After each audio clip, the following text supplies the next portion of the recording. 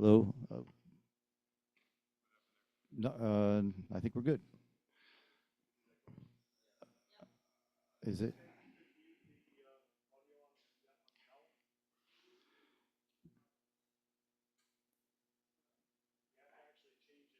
Check, check, check. Check, check. You all right? Thanks for coming. I appreciate it.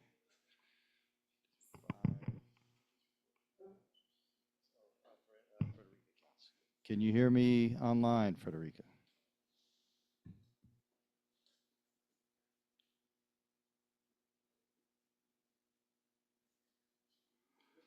I can hear you pretty well, actually. Oh, that's great. Thanks. Who is that? Is that you, Susanna? This is Susanna, yeah. Thanks. That is actually not that loud. It was Okay, louder well, before. I was trying not to echo too much, but I think we're okay on the echo. Do we still hear it? No? No echo. Great.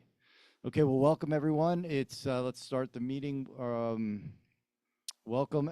This is a special meeting. It's special that we've come together. We don't usually meet in August, but we missed a meeting earlier in the year, and so I felt like when the commissioner asked me if we could gather, I thought, well, we owe everybody a meeting. So so we're here, and I appreciate you coming, and I appreciate Mark for getting the space. We wouldn't have all fit into the community board office. So my name is Rich Cacapolo. This is the August 2025 Parks and Waterfront Committee of Community Board 2 Manhattan. And I want to just introduce or have everybody introduce themselves, and then we'll get right into it. So I'm Rich Cacapolo. I am a member of this committee. Chris Dignas, member. Ben Listman, member of this committee. Eddie Siegel, member. Frederica Siegel, member. Yep, thanks. Susanna Aaron, vice chair. Shirley Secunda, member. Coral Dawson, public member. So thank you all again for joining. We have a we have a lot of points on the agenda, but the truth is it's really just a catch up by Commissioner Shimamura. If you haven't met her, she's come to our meetings. We had one in February. I think you came to. You came to a few others. So if there's nothing else, let me turn it over to you if that's okay. Yeah, you can. Is that one okay there? And please sign in. There's a sign-in sheet going around, and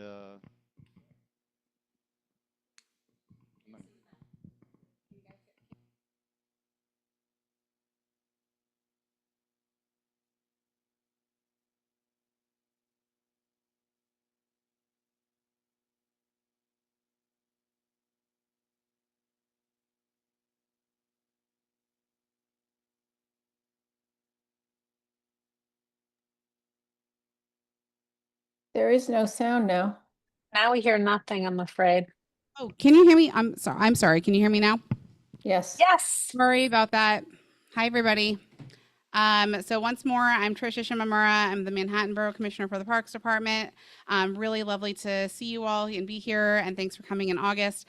I was just going to say we have a handful of folks here from the Parks Department who are going to speak, but I also want to recognize that we have someone from the Mayor's office who's here, so I want to give it over to Jacob really quickly just to briefly introduce himself, and then I'll talk a little bit more about a couple of the agenda items tonight.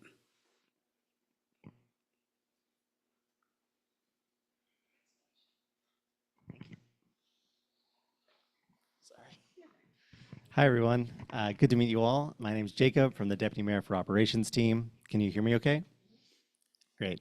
So I'm just here really to say how much we are excited about this project and how much I'm excited to see what the Parks Department has put together for tonight and what, the amazing work they've done. I'm actually from the village. One of my earliest memories was swimming at Tony Dapp under the Keith Haring mural. And it's amazing to see, this project have a new life and to see all the amazing work that we can get to bring recreation back to the village and the amazing Clarkson Street corridor that we're going to see presented on tonight. So thank you all. Thank you. Mark, do you mind pulling up the presentation? Is there anyone else that wants to introduce themselves?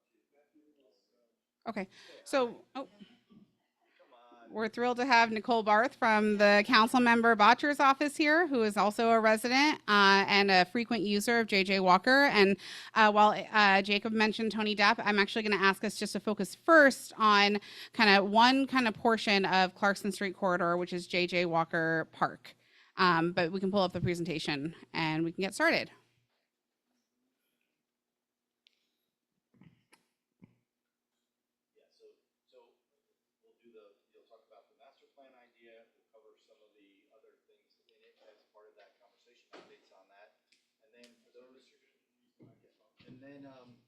There are a couple other points that we can ask questions about. There's some other things like the Canal Street, and we want to talk about Lower 6th Avenue a little bit. Yeah. And then we'll stay in business session and write a resolution or discuss a resolution. Thanks. Okay, can you go to the next slide, please? Okay. Can you so guys this is- share the screen? Oop. I don't know if you're able to share the screen. Yeah, he's working on it now. We see it in the Okay. room, but Mark's going to help us with it. Thank you. Please tell us when you see it. It's got really ornate artwork, and there's a whole bunch of diagrams, and it's really beautiful. Thank you for that. Frederica, can you see it now? Yeah, we can see it. Okay, so I think that this is just a copy of the resolution of the agenda items. So just to let you know, we'll talk a little bit big picture just for a minute, and then I'm going to ask us to just really talk about JJ Walker for the kind of first part of this conversation. So if you can go to the next slide, please. Sorry, Mark.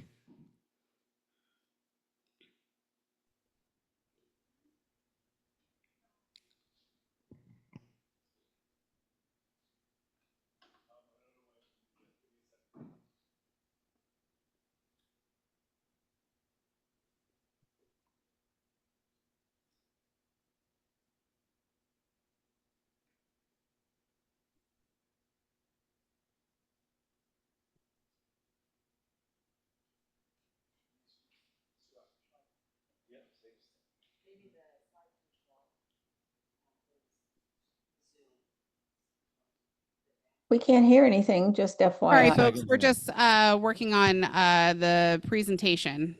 Just bear Okay. with us for 1 minute here, but shout out to, there you go. Go back one, please. Okay, perfect. So just to kind of give a little bit of a briefer on the larger picture, and we'll talk a little bit more about this later on. But many of our elected officials, including, of course, Councilmember Botcher, but also other community stakeholders, had long asked us to kind of zoom out and talk about the larger plan and vision for what was going on. And you've heard me come to this community board on many different occasions to talk about various pieces of it. And you've certainly heard the Parks Department come before this community board, even before I came, because I'm probably the newest comer in this room. But in so many ways, we wanted to kind of zoom out first and just show you that there is a real desire to see a major investment in the whole of Clarkson Street corridor. And when you just look at everything that's happening along Clarkson Street, it's very clear to see that it's actually a tremendous investment of above $160 million that are going into active and passive recreation just along this corridor.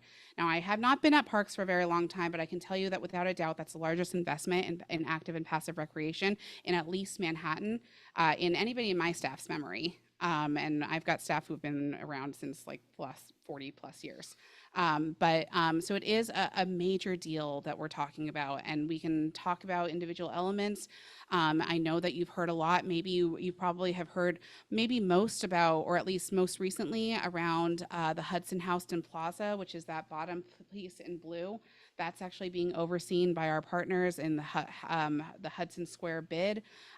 Well done with design. This community board passed a resolution in support of that design, and we are, I think, almost done with the procurement process, but I'll follow up there.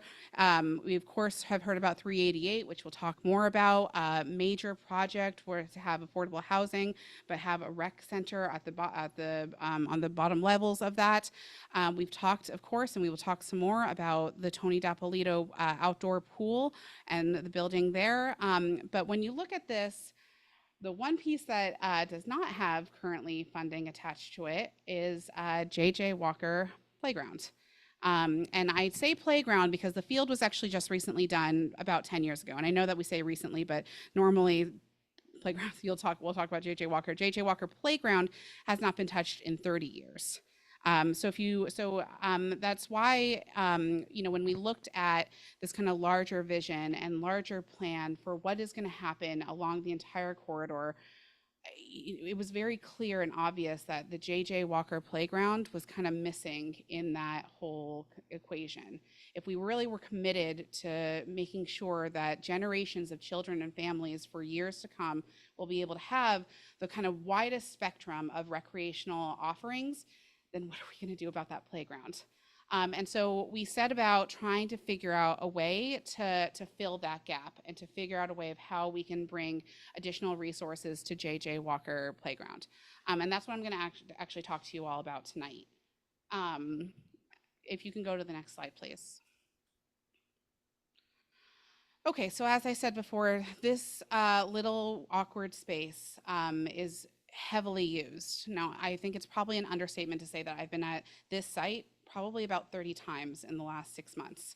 And every single time I'm there, the most active place is that playground and those multi-purpose courts. And I know, Coral, you live in the neighborhood. Nicole, you live right over there. You're nodding your heads because you also have kids and you know that this is the truth. It's pickleball users. Actually, the last time we were here for that big meeting with like 200 people, I got stopped outside asking to renovate those pickleball courts by users here because they wanted to see those courts renovated. That middle pathway there has very mature trees, but is truly inaccessible.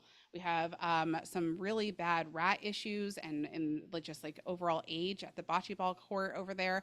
And the playground, which we'll talk about more, is just in such disrepair that we've taken to taking off pieces of it that are dangerous just to keep it open. Really and truly, when you look at the larger picture of the Clarkson Street corridor, we know that there's just so much more that we can do here. So that's why when we started to put our heads together to think about if there were any opportunities for additional funding, we came back to the Open Space Fund, which this community board is very familiar with. Just as a brief recap, and I'm sure other people can talk about this more, but and you all, frankly, as community board members know this better than I do, but the Open Space Fund was created several years ago to be used for park space. It is under the discretion of the Parks Department, but held and I guess overseen by the Hudson Square bid.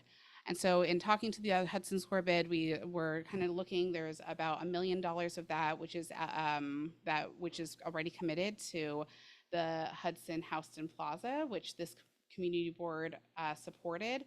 And yet there are funds sitting there that we think would be great to use for J.J. Walker Playground. So similarly to what we did for Hudson-Houston, we're coming to you tonight to talk about the use of those funds for J.J. Walker Playground. I'm going to let Ellen from our capital team talk a little bit more, because in more sophisticated language than I can do, around kind of what is happening at J.J. Walker Playground right now. And then just to give you a little bit of a taste of what we'd like to see happen there in the future. And then we can talk about kind of details after that. Does that make sense? Cool. So I'm going to introduce Ellen from the Capitol team to talk us through it. Thanks.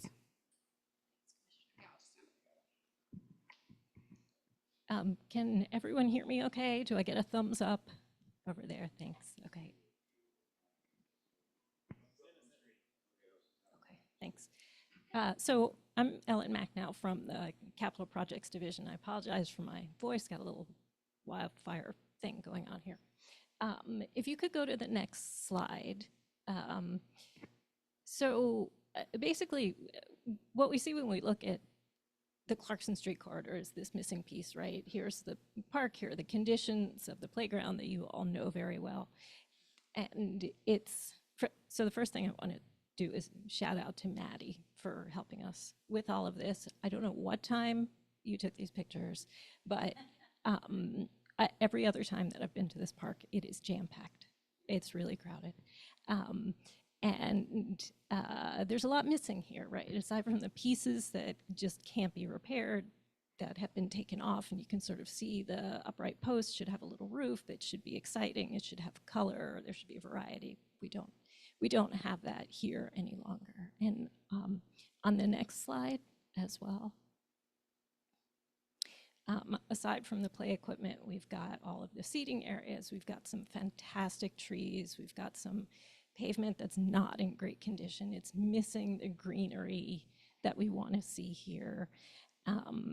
The courts, Commissioner Shimamura talked about. I want to just say one thing about the Firefighters Memorial, which is the oldest monument in the New York City Parks Department collection, but it's kind of tucked in a corner. So to the extent that when we look at how we might redo this park, we want to see how we could sort of, draw some attention to that and sort of talk to the history of this block and of the neighborhood.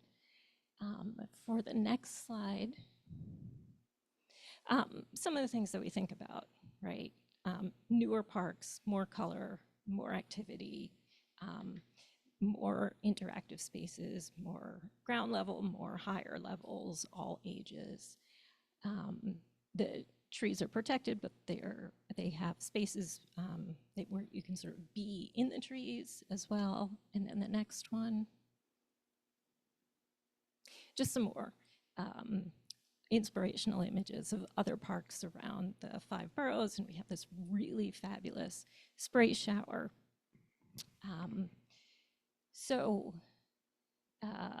Just to wrap up a couple of things. The first is that when we look at this park, the scope of the work that we're talking about would be the play equipment, the sports courts, the pickleball courts, the passive areas, the seating areas, the green space, but not Ray Pagan Field. The field would stay open for public use.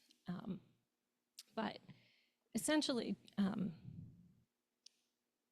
the thought behind this is that if we do this playground now, if we capture the funding and we can do this playground now, it can happen on the same timeline as the other work that's gonna be taking place for the Clarkson Street corridor. And so we can deliver everything together, it can open and be usable at the same time. And it's instead of the alternative, which is one construction project after another after another.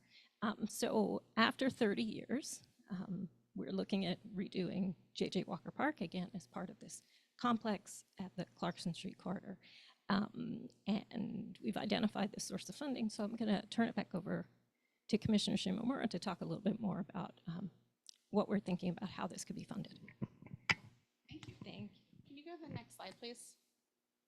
Okay, so I think that this is just a little bit of a summary page for everybody, and happy to talk it through a little bit more, but essentially, just like we did for Hudson-Houston Plaza, we're coming to the community board and would love to welcome a resolution in support of using the funds in the open space fund towards this project.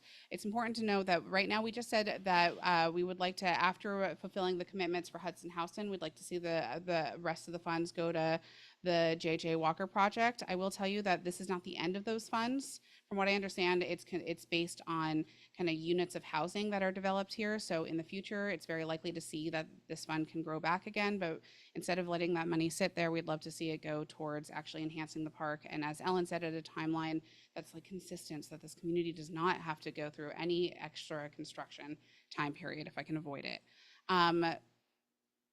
Happy to answer any questions around that, but I think that's kind of it for our presentation here.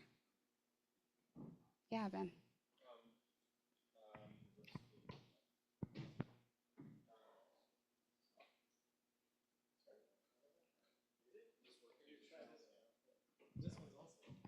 Is this one working? Yeah, okay, I can tell. Okay.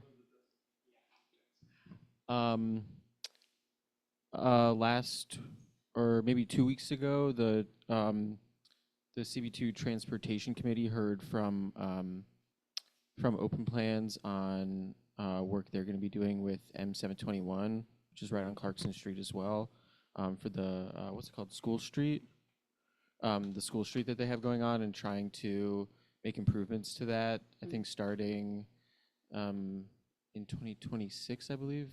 I don't 100% remember, but I was wondering if, I don't know, if you had spoken, if you have been in communication with M721 at all. They use the school street because they have like very, very little recreational space.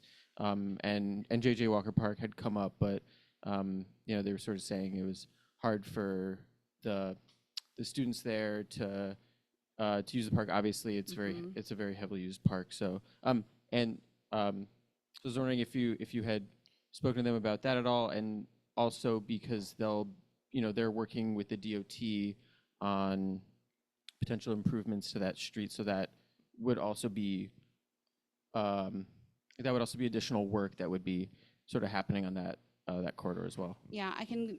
So we definitely are aware of the school there, and as we get closer to like a design process, they would absolutely be involved in that at a very high degree. It's in fact why we know that that school serves a student population that is always vulnerable and always under-resourced, and so it is incredibly important to serve them as well. And frankly, this playground right now just does not. Typically, when we do playgrounds now, sorry, I'm going to turn this way just a bit. But typically, when we do playgrounds, we like to see age-appropriate areas. So you'll see tot lot areas, or you'll see 5 to 12, or you'll see tween areas. We just were in the process of designing one on the east side that I'm thinking of in particular. But so right now, there's not. There's just kind of the similar age group thrown together.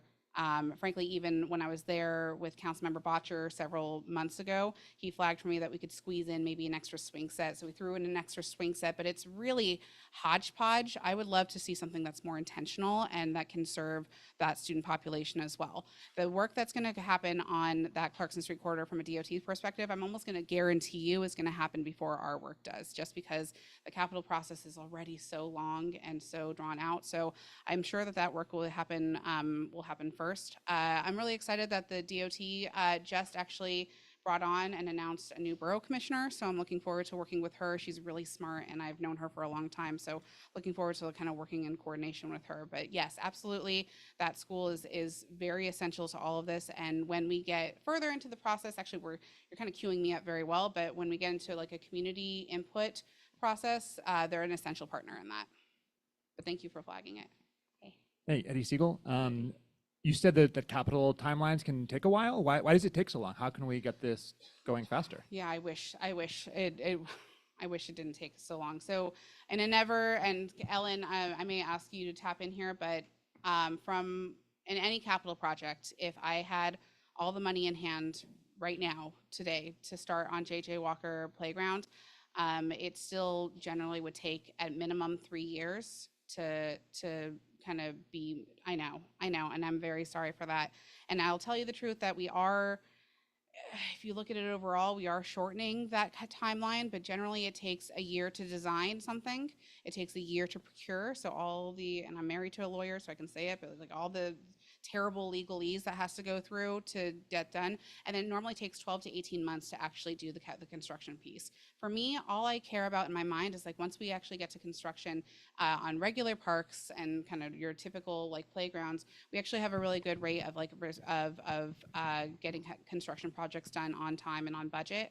But it's just kind of all that lead up to that. And that's in a typical projects. For some of these other projects, particularly when you're talking about everything else that's happening on Clarkson Street, they're going to be longer, to be honest with you. Like that's with your typical playground project, but with all these other pieces that are really complex. 388 Hudson, we've never done housing with a rec center before. That's unless somebody can correct me if I'm wrong. Okay, good. But so these are really kind of strange and exciting things, but just take even longer. And I would, I'll tell you the truth, like the coordination with other agencies happens, but it's not always easy. We use different languages, and as much as we meet together and we meet frequently, it takes a little bit of time to translate how HPD does something or DOT does something and Parks does something or EDC or DDC, and all of those terrible acronyms, all of those things kind of take some time to translate in between each other.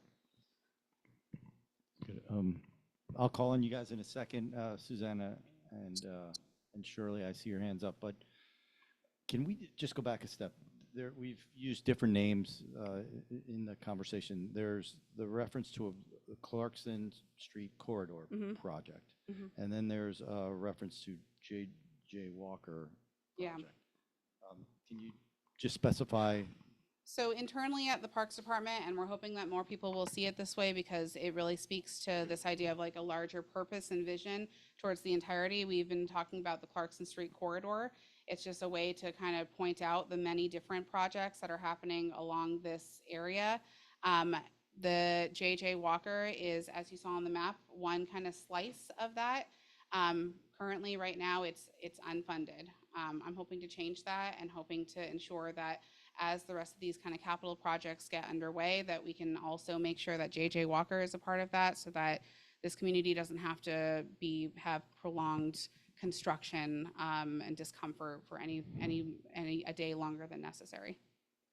Okay, and does this mean does this mean that there's no expansion of the outdoor pool or the footprint of what is outside of J.J. Walker today? Let's call the wall. Yeah. J.J. So there's not been any talk about expanding. I mean, it's kind of separate. So Tony Dapolito, and we have I have a slide to kind of talk and answer questions around that.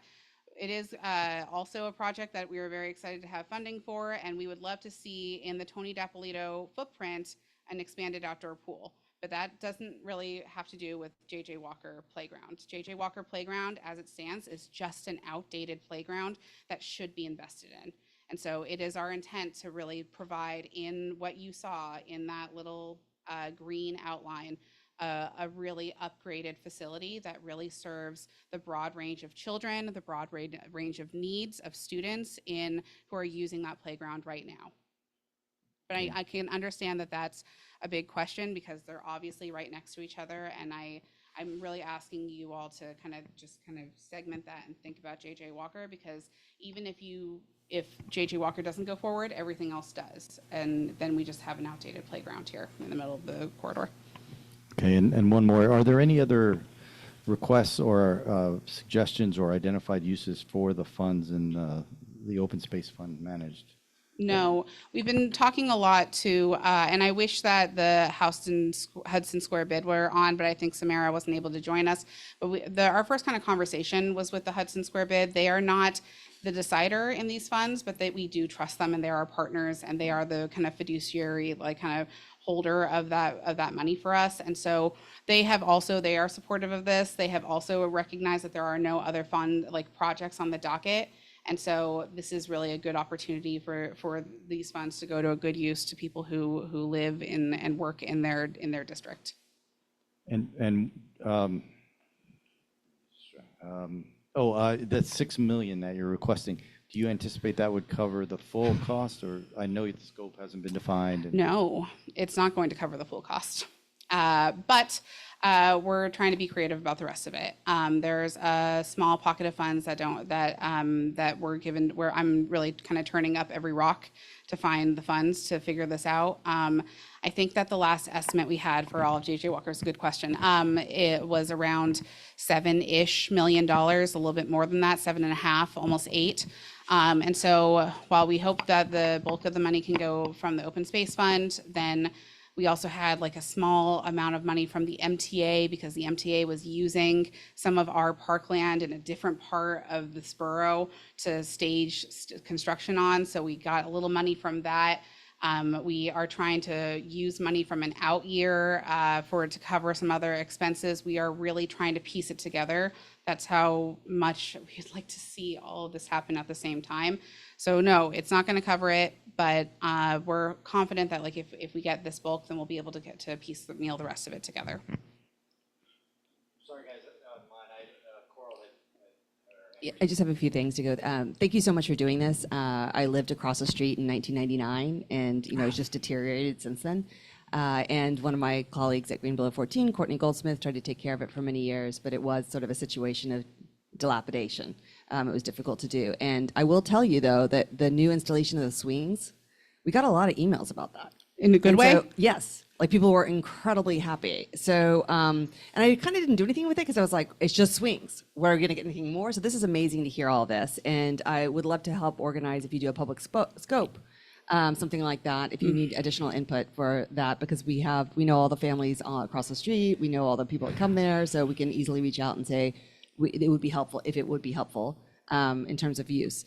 Now, traditionally, it has been very much a sectioned off area for young ages, and it did not have any sort of open-ended play. It was very fixed, one sort of structure that was, there really just wasn't a lot to do there.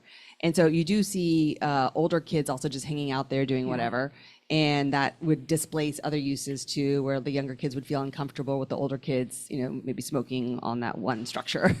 So the possibility of integrating or more sectioning the space to, like, maybe think about it as all the way to the bocce court, and maybe 5 to 12 or higher going, or even adult, like sort of like inside the gated area is like the baby area, or like the baby swings and some climbing or something like you have it down at the piers, where that could be multi-aged 5 to 12. And then sort of having some sort of segue where it's a little easier to connect. Like if you're a parent of a child that's like 11 and a 4-year-old, you can see both and allow them to roam a little broader area, because the older kid's gonna be completely bored in that area unless you're able to increase the sort of the level of, and with that budget, maybe not. My other thought on the budget is, are any of the funds still available from Lower Manhattan Development Court when they had because I bet there's some money still Steve's there. shaking his head. No, it's all gone? Is it all gone? I don't know. That's just one thought, but we can sort of look around and see, because I think it's going to need more than 6 million just to even rip it up. So realistically, that might be and something like even like a tree house, because there's so many trees. You could have like a little tree house, and then just there's a lot of creativity. I think that could be not expensive.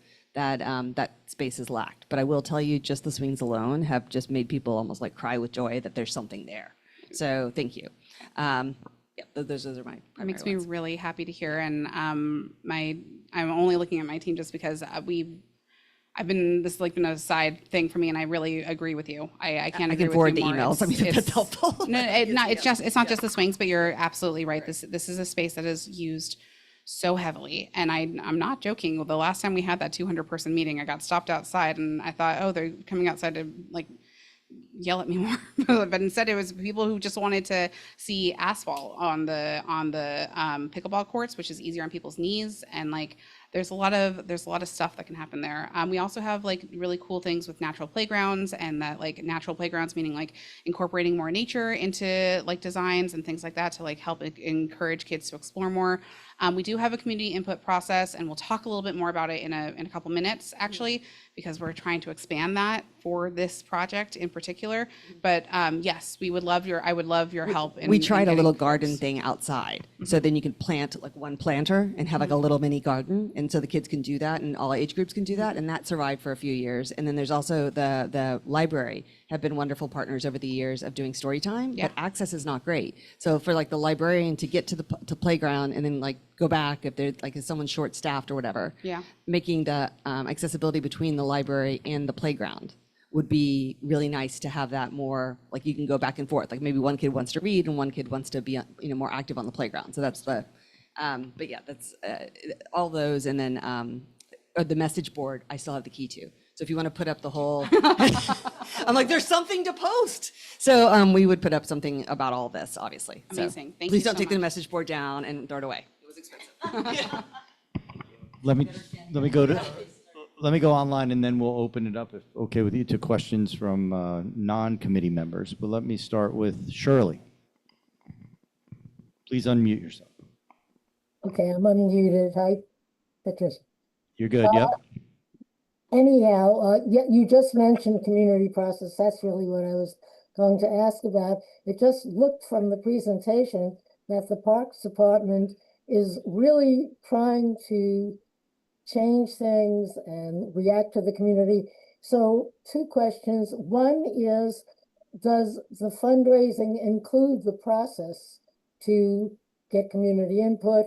And 2, how much of that whole program for this area will be based on the input? And what is your thought about how that will be conducted? Okay, so I think I heard it, Shirley, but tell me if I missed anything. So the Parks Department is a unique agency in that, to my knowledge, we're the only agency that always starts every capital project that is fully funded with community input first. So any other project, if DOT gets money for a capital project, they'll go ahead and do whatever they need to do to the roads. If DEP does something for pipes or whatever it is, they'll go do the things with the pipes. But for parks, we always start every capital project with community input meetings. And Steve Simon, you would know because he runs all of those meetings kind of for our borough.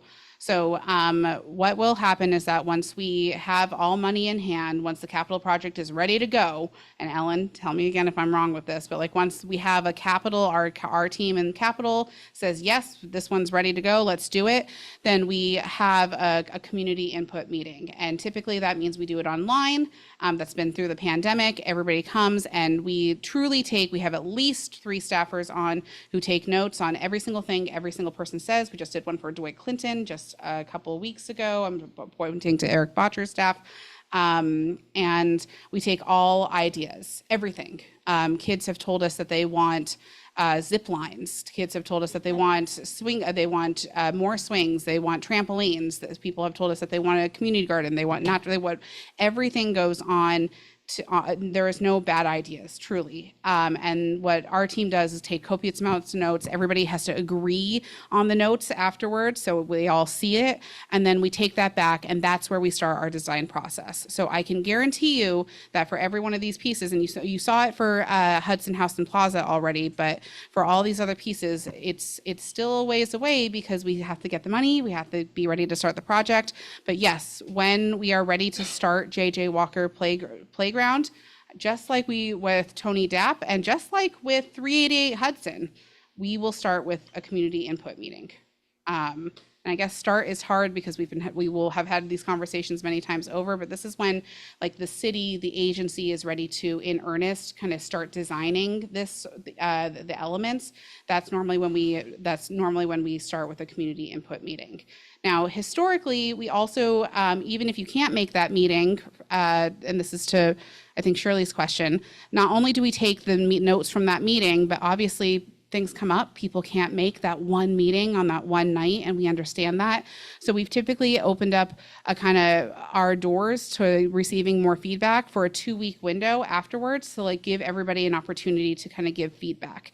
Now, that is what we've done for all of the projects. I've probably been in 30-ish community input meetings in the time that I've been here, which is not as many as Ellen and everybody else, which I'm sure is like in the hundreds, but in the time that I've been here, that is always what we've done. I'm kind of jumping the gun a little bit, but for the projects that are happening along Clarkson Street corridor, we are proposing a kind of expanded community input. Just because we understand that there are a lot of folks who have a lot of concerns. We have a lot of folks who want to give input into this now. There's a lot of eagerness to kind of make sure that Parks is listening to community voices. And so we are coming out with something new, which we'll discuss in a little bit, but I can tell you that we will start our design process with community input. And that's with every project. Thank you. Susanna, you have your virtual hand raised. Yeah, thank you. You can hear me, yes? Yes. So I had a couple questions. One is about pots of money that I'm just a little confused. I just want you to clarify. So the Hudson Square bid has a certain amount of money from its open space fund. I don't know how much money that is at this point, but is that going to the Hudson-Houston open space? Yes. That's where that money is going. Let me just clarify that for you. So the Hudson Square bid is the financial sponsor of funds for the Parks Department that were created in a rezoning for a Hudson Square kind of bid. Right. They have committed, this community board has supported, and Parks has committed, I think, $1 million of that fund to go to the Hudson-Houston Plaza. So that is still the plan, for $1 million to go to the Hudson-Houston Plaza. There is, and this community board actually receives a report every quarter or every month, every year with how much money is in that fund. So everybody should know, but right now it's sitting at around $7 million and change. And it's actually growing. Like it's growing every month, it's growing. So our proposal is to first and foremost, make sure that we follow through in the commitments that we've already made to Hudson-Houston Plaza. We don't want to steal from one baby to feed the other one. So we want like that project to go and to continue. But there is still, we anticipate to have at least $6 million left over, but probably more. And we'd like to use those funds towards this project. Thank you for clarifying that. The other question I had is long ago in the rezoning and Trinity, didn't they commit $5.5 million to recreational space in CB2? Am I making that up or remembering that wrong? This is the same fund. It has grown. When the same pot. No, it wasn't the same fund. Oh. It That's wasn't, sorry, that it was- didn't come from the Hudson Square bid. It was actually from Trinity. But I think we'll have to go into the archives to find where that is. If you have any other leads on any other money, I will take it. If you can tell, I mean, and this is not really typical, right? You normally don't, I mean, I've gone to all 12 community boards talking about capital projects. Normally, we don't talk about how we've pieced this together. We're really trying to do right here and to make sure that we're not leaving an area that is so heavily used untouched in all of this. So we are trying to be creative. That's why that weird kind of MTA pot of money is getting thrown in here. So just two more things. Sorry, two more things. One is just, so the $166 million that you said has already been allocated is for whatever, Tony Dapp, the Aquatic Center and that, right? It's for the entire, so what I have counted is for the entire corridor. So that's Hudson-Houston, that's 388, that's Tony Dapolito, and that's also, frankly, what we're hoping to include in this in JJ Walker, because that's the city's intent. We intend to use at least $6 million to invest in this playground. Great. And then my last point is just to make your life more complicated. Sure. Because you talk about the complexity of dealing with different agencies. Hudson Park Library is a very sad, dilapidated building. And it would sure be nice if that became part of this development. So thank you. Thanks, Susanna. Yeah, you can jump over in addition to DP and MTA, you can start talking to the library. That's really good feedback. Frankly, in all the times that I've been there, I actually have only think I've been into the library once and poked my head in. So we can take it back. We love our friends at the library. They're very good advocates. And hey, Janine. We can definitely take that back. I appreciate the comment and the flag. Thank you. Thanks very much. And, I'm thinking, would it be better for you, before opening up to more questions, to give some updates on the status of the work in the corridor? I would actually, if it's okay to just get done with the J, only because I've only asked, so I'm just trying to be as true to the same process that you all did for Hudson-Houston Plaza, which is that the community board passed a resolution just strictly in kind of support of those funds. And so while we are prepared to talk about kind of the other projects going on in the corridor, I'd love to try to make sure that that's taken care of, and then I am happy to go through more of the presentation. All right, let's try that out. I think there may be some questions that are going to cause you to just keep saying, all right, let me just do the update, but let's try it out.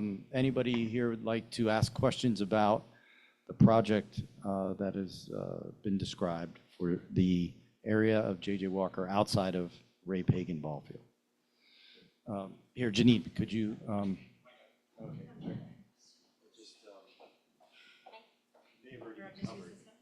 I've been listening. Did you talk about City As?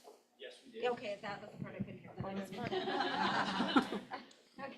Who wants the City House? That was the. Oh, sorry. Yes, Okay. M721 Yes. is the D75 and. I'll get you back.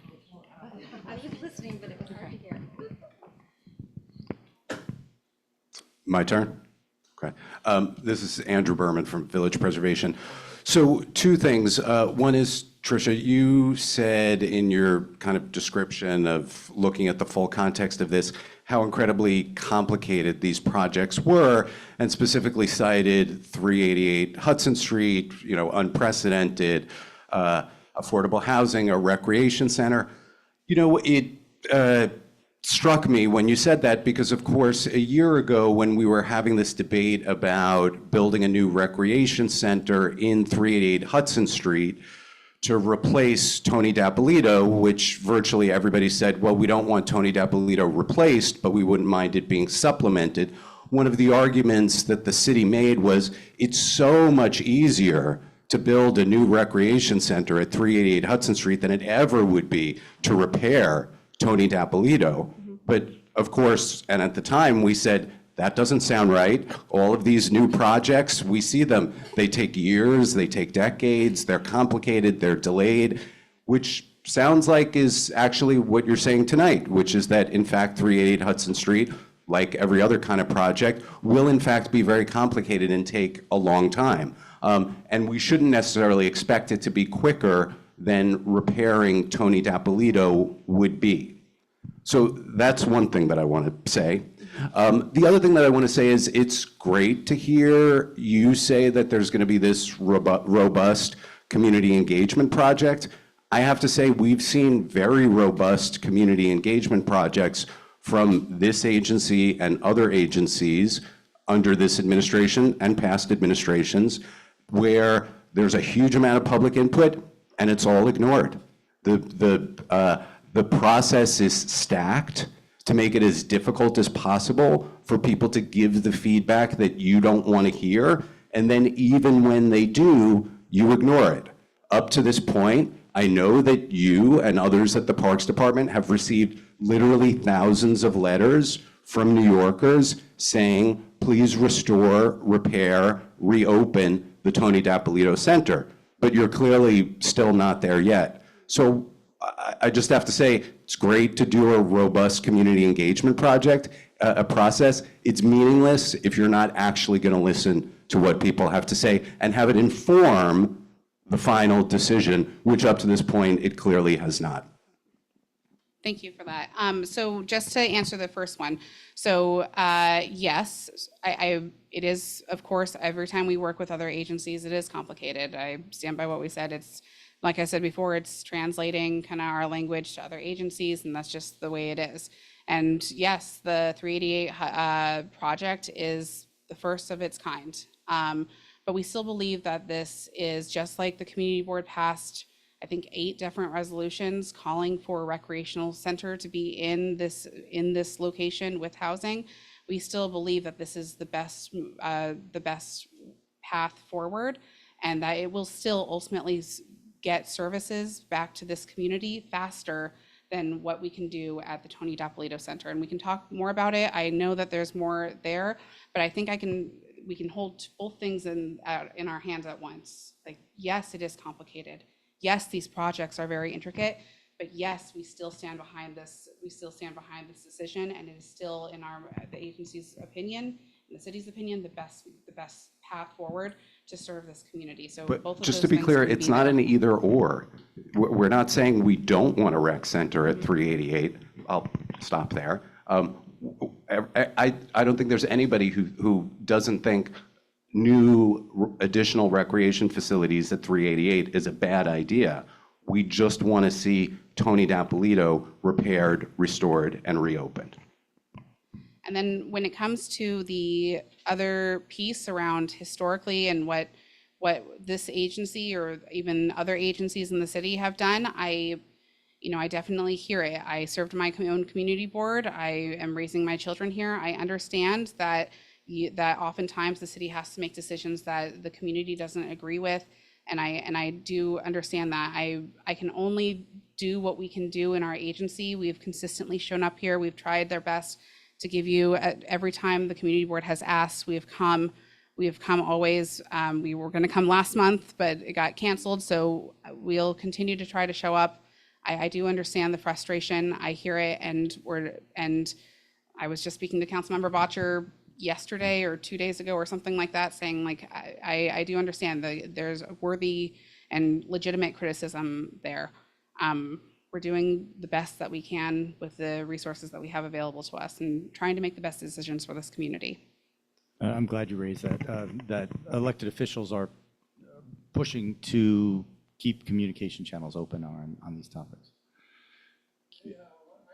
Can you grab the mic? Can you tell us? How you doing? My name is Josh. I used to work at the recreation center, hang out at the recreation center. We have an annual people I know who on a Zoom call have a softball game for the recreation center every year, and I know the chief recreation director used to work there, Ray Pagan. And we just hope that there's good community, good management for the next center. You have really good people who work for the Parks Department. Ralph, who used to manage the recreation center. Ralph is there. Erwin at Chelsea Rec Center. And we just hope that we get that Carmine, the community is restored to what it is today. You had people from all over the city used to go here because it was a safe space. You knew you weren't going to get into a fight or drama. People used to work at the center, at the recreation center. And we just hope we hope for the best. We would love for the recreation center to get built. But, I mean, it'd be nice, and it'd be good for the community and everyone in the community. It unifies everyone, brings people of all backgrounds, all races, religions, all cultures together, and we're just rooting for it. There's 7 recreation centers in a similar state that are also under construction. We hope that they get restored too, and we wish good luck, man. Good luck. I hope the recreation center. Yeah. Thank you so much. Lane, my intern is here. Can you just get this gentleman's information? I want to make sure Ralph says hello to you. Can I go next? Hi, everyone. My name is Summer Omar. I have 3 very quick questions on Dapolito in particular. The first is that I looked into the city's own budget documents, which are all the public records that are available, and I found that there are more than $100 million in capital funding that was allocated explicitly to the Tony Dapolito Recreation Center, but as of May of this year remain unused. So my quick question to the Parks Department is, well, I guess one, what happened to that capital funding? Is it still available? And then why wasn't it tapped into for repairs as initially promised? Summer, I'm sorry to interrupt you, and I want to answer your questions, but I think if you were just saying that you wanted to focus on the J.J. Walker piece, and we can answer. I'm happy to hold it, yeah. Yeah. Janine has a question for the Yeah. Okay. This was sort of related. So City as school, there's a woman, Maria Bermudez, who leads all the recreation for the buildings, so for both schools. And they can't get permits. And for the J.J. Walker the Pagan Field, for the field. And she's taken kids all the way to Red Hook, where she could get indoor basketball space. So perhaps we can work offline with the school and figure out. And then the permits for the fields, the New York City parks, used to be on the website. Where can we find those publicly now? They should still be on the website, and I'll have somebody send you an email right after this with a link. You should be able to, on our website, you can always see who's got the permits. Yeah. See a list online, but the website's not the easiest to navigate, so we can make sure. It used to be much easier. Janine, you can always either directly email me with those permit questions, and we have a permitting office that oversees it. Actually, our assistant commissioner here, Emily Chase, is here, who oversees our permitting office. Oh, thanks, Mark. But you can also, they should never have to feel like you're lost and you can't find a solution when it comes to the Parks Department. So truly, Nicole knows all of our stuff. You can reach out to the council member. You can reach out to Recreation specifically. You can reach out to me. You can reach out to Steve. You can reach out to Therese Flores, who also does it. There's a lot of people who can help problem solve. Yeah, because they already don't have a gym. If people vote there, it's sort of the entryway with, and they're also doing construction in the building. So even their summer program is on the Lower East Side. So they're already limited for space, and what little space they have is even gone. So, okay, thank you. I'll coordinate with everyone. Yeah, I should have introduced you, Teresa. Yes, ma'am. Hi, my name is Ann, and I've lived here almost 50 years, not yet, I think it's 48. But if you'll forgive me, I have to say that the room we're sitting in right now, I would call it has a low ceiling. To me, this is a low ceiling. And the lights, I would say, frankly, are hideous. I see the little dots. I see the glow coming out of those things up there. It hurts my eyes just to look at them. This is what I would consider to be modern or new construction. I've been in Tony Dapp. I remember the cavernous, and I use the word cavernous space. I used to call them cathedral ceilings. I don't know exactly how high they are, but someone does. Huge rooms, the basketball court, the gigantic swimming pool. You're talking about space for humans that was a luxury in and of itself, which is not provided in this room. Is there a question? ma'am? And yeah, Okay, please get to it. the part that I caught also, it's a two-part thing, is that I remember when Michael Bloomberg said he wanted to run 12 million people through New York City, and then we got caught by COVID, and now we're getting caught by tariffs. And I have heard that making something, construction is just going to be fantastically expensive. So does anyone really realize that if you tear down Tony Dapp, if you tear it down to the ground, you're going to have a hole in the ground. It's going to take a long time to build a modern facility that is going to be small, short, and blinding. And has anyone thought these elements through? So yes, we can. I was just asking to focus on JJ Walker for a moment, but in short, yes, we definitely are paying attention. We have not gotten very far in that kind of design element yet for the Tony Dapolito outdoor pool, but we definitely hear your concerns there. And in terms of the kind of costs of construction and that sort of thing, we do, when our capital team can correct me here, but we do kind of cost out 6 years out or several years out, anticipating those costs. We're watching it very closely to see how, the larger things of this world are going to affect costs, and are trying to do our best to plan accordingly with the information that we have. But I can also talk more about that when we kind of get further along in the presentation on Tony Dapolito. Let's get to that. I just have one more. Okay, do you want to get into the discussion of the status of the project? Are you guys going to pass a resolution or consider? We'll do it in the business session. Oh, I'm sorry. Okay, yes. Okay, so I'm sorry. Yes. Okay, so. Oh, I'm sorry, I couldn't see. If the question is about the J.J. Walker Park project, yes. If you have a question about the broader scope, please wait until after that is presented. Okay. Okay, and I'll stop the talking if you're making a statement and not posing a question about the proposed project for the area around J.J. Walker. Please go ahead.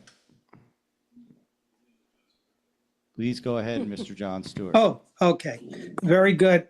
On the presentation that I've heard so far about the Tony Dapolito, Oh, it was not about the Tony Dapolito. Yeah, we were on that before, and then you went backwards. So let me finish, and then you can listen to me. Listen to me. Mute him. Yeah, let me speak, and then you. No. Yeah. I'm going to tell you right now. No. Okay, please block. Let me speak.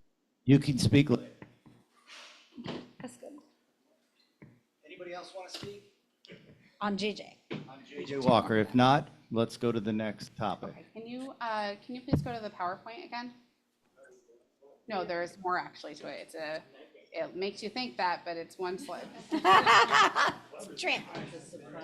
It's the graphics. Okay, so if you keep on going, because it says 3 of 27 slides, and I have definitely not taken you all through 27 slides yet. We need screen sharing Perfect, again. right there. Okay. Screen sharing, please. Yeah, we're sharing. Hold on. Thank you. And if you can maximize it, full screen. Okay, I think you can probably get started. Okay, so just again, I said it before, but I'll say it again. J.J. Walker is a very personal piece in my mind. I feel very strongly about it. Let me get back to J.J. Walker. Oh, mute. Mr. John Stewart. Hello? Yes. We were at the Tony Dapolito, and then we started with JJ Walker again. Yeah, we're. But you're going back and forth. Let me just speak. No, Because she's when she speaking about the, presented- she's speaking about the. Yes, I know. I get it. Around JJ Walker, including those areas. Okay, well, let's allow the commissioner to straighten the situation out here. Sure. I promise I'll go through the rest of the slides very quickly, and then, like I said, we're here to answer questions to the best of our ability. So, I am sorry. We actually thought that this was going to be less confusing when we kind of started with a larger picture and then kind of zoomed in. So I apologize if anybody got confused by our logic. But we're back here looking at the entirety of Clarkson Street corridor. We're looking at the overall investment over 160, a little bit more than $160 million, over 100,000 square feet of indoor and outdoor recreation space, the biggest investment in this kind of passive and active recreation in at least the borough of Manhattan, arguably more. Now we're gonna now that we've spent some time on JJ Walker, and thank you again, just very personally, thank you so much for considering kind of investing in that space. It does need it. We're gonna just, per the request of the community board, they asked us to just come and give updates and just status updates on everything else that's happening along Clarkson Street. So we're here to do that. And I'm gonna invite Jesslyn Mosers up, who you've seen before, to kind of walk through the other updates of the other projects. Thank you, Tricia. Okay, everyone can hear me? So I know we've skipped around a lot, so we've covered a lot of territory, but we'll just start where we were with the presentation. Again, you've heard us come to this community board to talk about the various projects. We are excited about them individually, and we are also excited about them holistically and what it means when looking at it together, bigger picture for this neighborhood.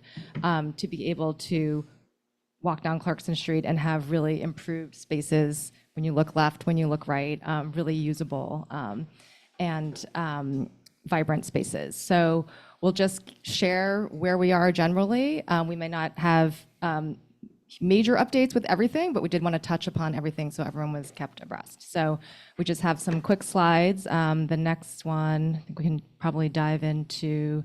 Community feedback. We have been hearing what you've been saying.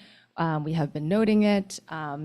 This is not the end. This is what we're continuing to build on and would like to build on. We are the Parks Department, and so we are looking to restore recreational services, and we are trying to balance that with a lot of different perspectives and voices. So we understand there's a really strong spirit of coming together as a community for active and passive recreation, particularly indoors. So we hear that. We have heard very clearly about the Keith Haring mural. That is a strong symbol for this community. The playground, we have seen it with our own eyes. Kids, caretakers, just using every corner of that. And we are very excited. We would love to be able to upgrade that. We understand that any future facility in the park should maintain continuity with the character of West Village. So we are definitely keeping that in mind. We have heard the importance of honoring history. We would like to hear more of your ideas about that. We'll get to that in a minute. And we'll be looking into the exterior facade as feasible. We have heard the 868 resolutions that CB2 passed to have an indoor recreation sited at 388 Hudson. And at your suggestion, we linked up with HPD to start working on that. And so the RFP has gone out on that. We'll talk a little bit about it. But we totally agree that it's really important to have year-round facility for recreation. And we have also heard, it's typically when it gets hot out every summer, but we have heard very consistently community desire for restored outdoor pool access on site. There are some limitations with the existing pool, so we'd be looking to anything new, improve upon that. But we have also heard that as a really strong recreation desire. So this is a reflecting back, and we'll continue to build on this. Next slide.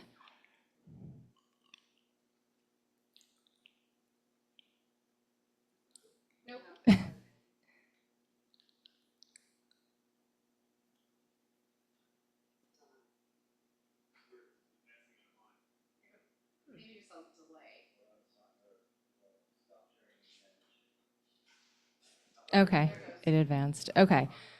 So we were last here in, I'm gonna say February. So we're on an every 6-month cadence we've been on. And so this is our first time coming back to you now. And we did want to confirm for you, since you may have heard the news, in May, the executive budget came out, and we're very happy to receive $51.8 million in new funding, mayoral funding, to support bringing back outdoor pool access on this site.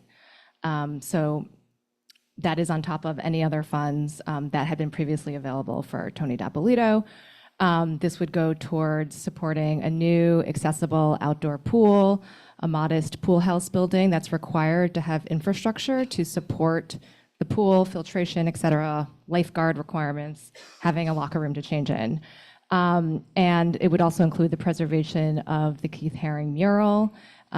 This is the mural we've worked with the foundation on for years to keep track of, and there are sort of different pieces of coordination with the foundation and different steps to take to restoring the mural in full, but generally it involves digitally documenting the mural to scale, the original artwork, and then restoring the actual wall, because the mural is essentially painted on a wall and the wall itself has needs, and then repainting the mural according to Haring's original design. And so the mural just has been repainted previously according to the design, so it would be following that similar approach, but actually doing more because we could be repairing the actual wall itself that the paint is on.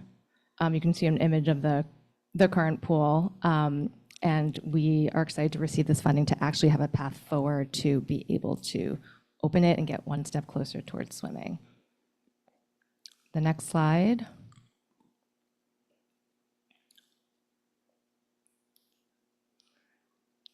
It's a lot of suspense. Okay. And so keeping consistent with what we shared in February, the structurally compromised enclosed recreation center will be removed to make space for the new aquatic programming needs on site. And this would be one integrated project for streamlined design and delivery of this new recreation center to the community, so there won't be any lag. It'll just be one combined project rolled together. The project will explore ways to honor the site's history. We have heard community perspectives on that. And as part of this, we would be looking at the potential incorporation of exterior building elements, specifically along the exterior streets of 7th and Clarkson. And we are well aware that this site is in a historic district and is a contributing building. And so we've fully planned to honor LPC processes.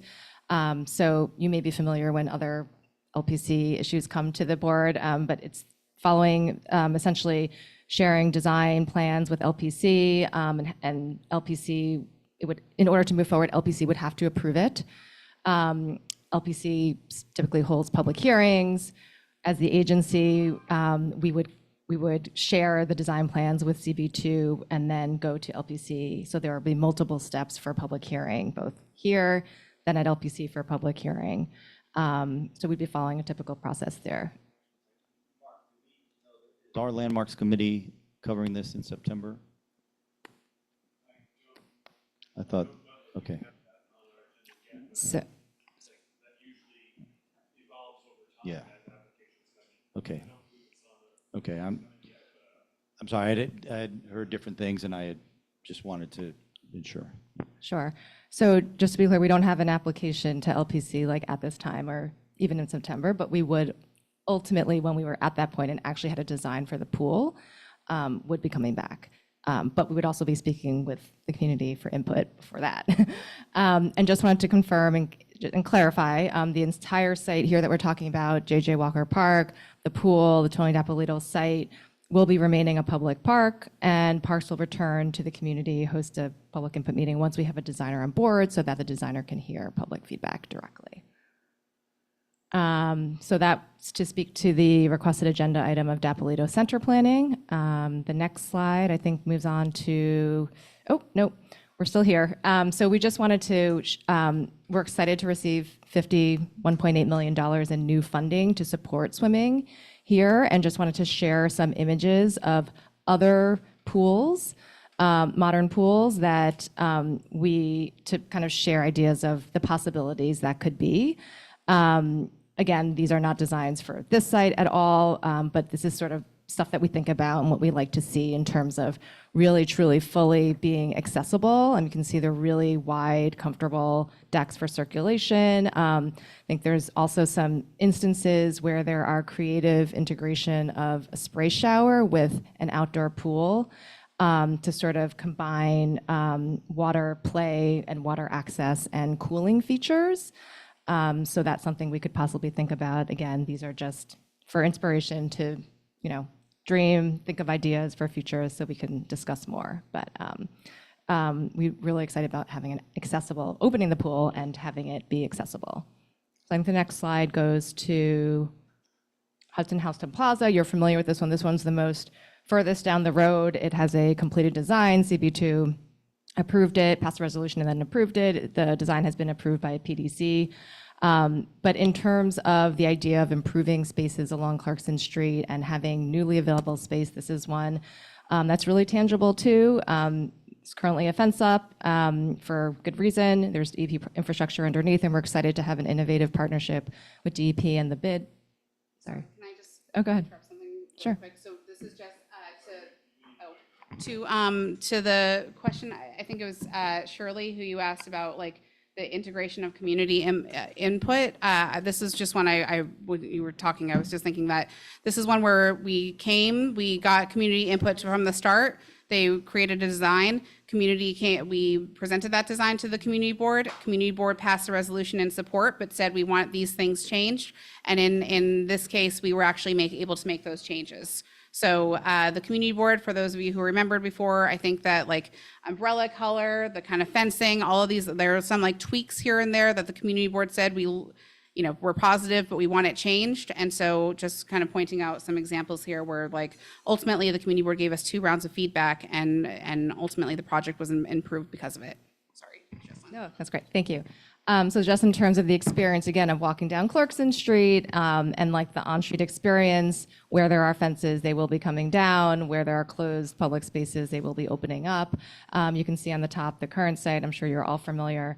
And our PDC-approved design, and the bottom right is a rendering of that design. So we are really excited about having a dynamic space that's open. You can access it on the corner and kind of relax and enjoy there. So that's very exciting.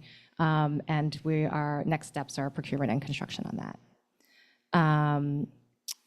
The next slide is for 388 Hudson. This is an HPD project, and we are happy to partner with them on them. We did just want to confirm, because I'm sure you all saw the RFP, it went out. So we are still working on this hand in hand with HPD and moving along. We're partnering. We're looking to deliver a fully ADA accessible recreation center. The RFP is public and on the HPD website. So if you're curious, you can always look that up and find more. But essentially looking to include an indoor pool, a gymnasium. I know basketball is popular. And other programmatic spaces, and we'd be looking at a bit more than a 50% increase in total indoor square footage compared to what has been previously compared to Dapolito. And the next slide, so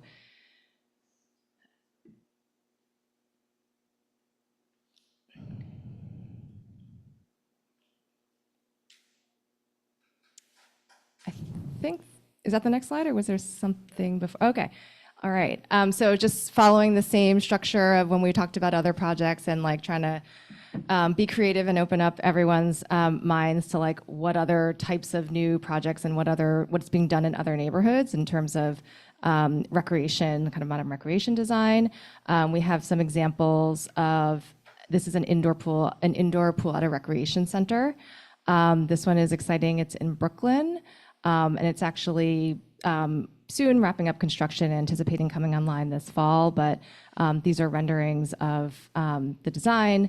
We're aware that, Tony Dapolito originally, since it's dated, had 3 lanes. It was because it was what the building had given us, and there are really limitations to that. It would actually become even smaller if needed to repair, besides other issues. But here you can see sort of some other designs of indoor pools, and there's not only is there kind of appropriate buffer and circulation space, accessibility around the edges, but there's some viewing opportunities. The next slide has, I think, the same recreation center, some rendering of a cardio room. So this is what we're building in other sites across the city. And again, every site is different. Every site is a different size, a different layout, has a different park context or even neighborhood context. So all of these designs respond to those contexts as well as community input. So every recreation center looks different. But we did just want to share because we are excited to have funding to create other new recreation centers across the city. And this is sort of what we are building in other corners of the city.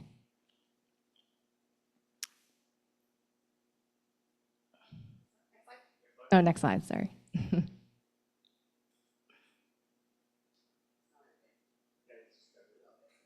I should tell you like 5 seconds in advance. So just to wrap up on 388 Hudson Street, we just did want to sort of update the community that we have received proposals. We have received many proposals from the development community for this project that addresses both housing and the recreation center. We're following HPD's process, and so it is a competitive review process. We are not able to share any details about what any developers have proposed or talk about that at all, but we did want to confirm that there were many development teams who are very interested in this, and there were multiple proposals received. And so, if there are any like detailed questions, HPD would really be the ones to respond, but just generally, we will be coming back.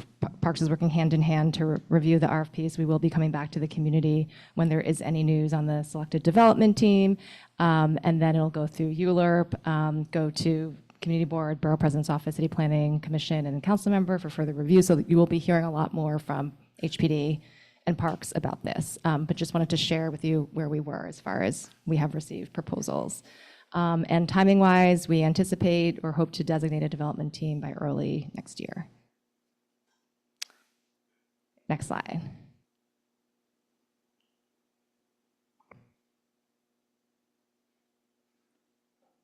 Okay, so just to sum up this vision for the whole area, addresses approximately 100,000 square feet, which is really amazing, sort of spanning across those 3 properties. It's active and passive recreation, it's indoor and outdoor aquatics, it's art, and it's green space, and it's greenery, and it's creating more community spaces where people can gather. So we've heard many questions about community input and how does Parks hear feedback. We are always listening. We did want to share a new avenue since the community has a lot of ideas to provide input because some of these projects have lead times where we need to actually get a designer on board. And so once we have the designer on board, we would come back to the community to have a meeting. In the interim, we wanted to provide a forum. So we are actually doing something somewhat unique in 5-second advance notice to advance the slide, to do something unique. Where we have set up a page specifically for the community to share ideas so that we can be in collaboration with the community, and we welcome hearing what you have to say. This is an immediate sort of action item that the community can, or something that the community can do. And I'll go through, but it's essentially, we have shared the graphic, so it's very clear kind of like what's going where indoor aquatics is going, where outdoor aquatics is going, where active recreation is going, where passive recreation is going, and how it kind of all relates to the neighborhood.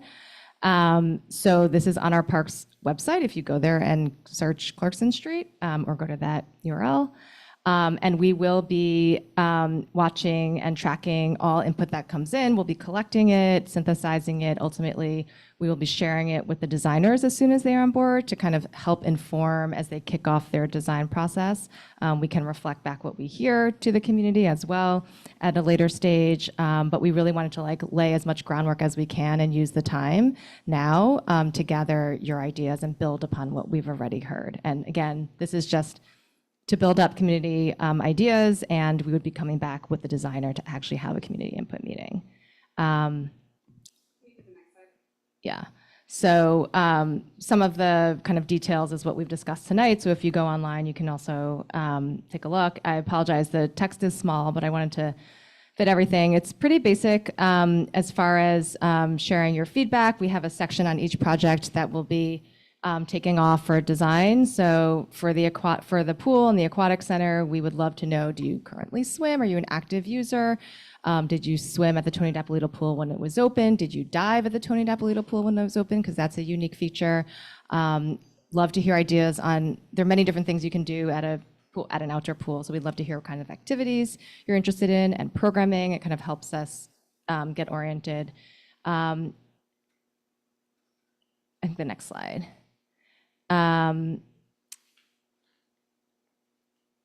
We do have a question asking about ideas for how to honor the Tony Dapolito namesake, and we would love to hear any ideas you have there.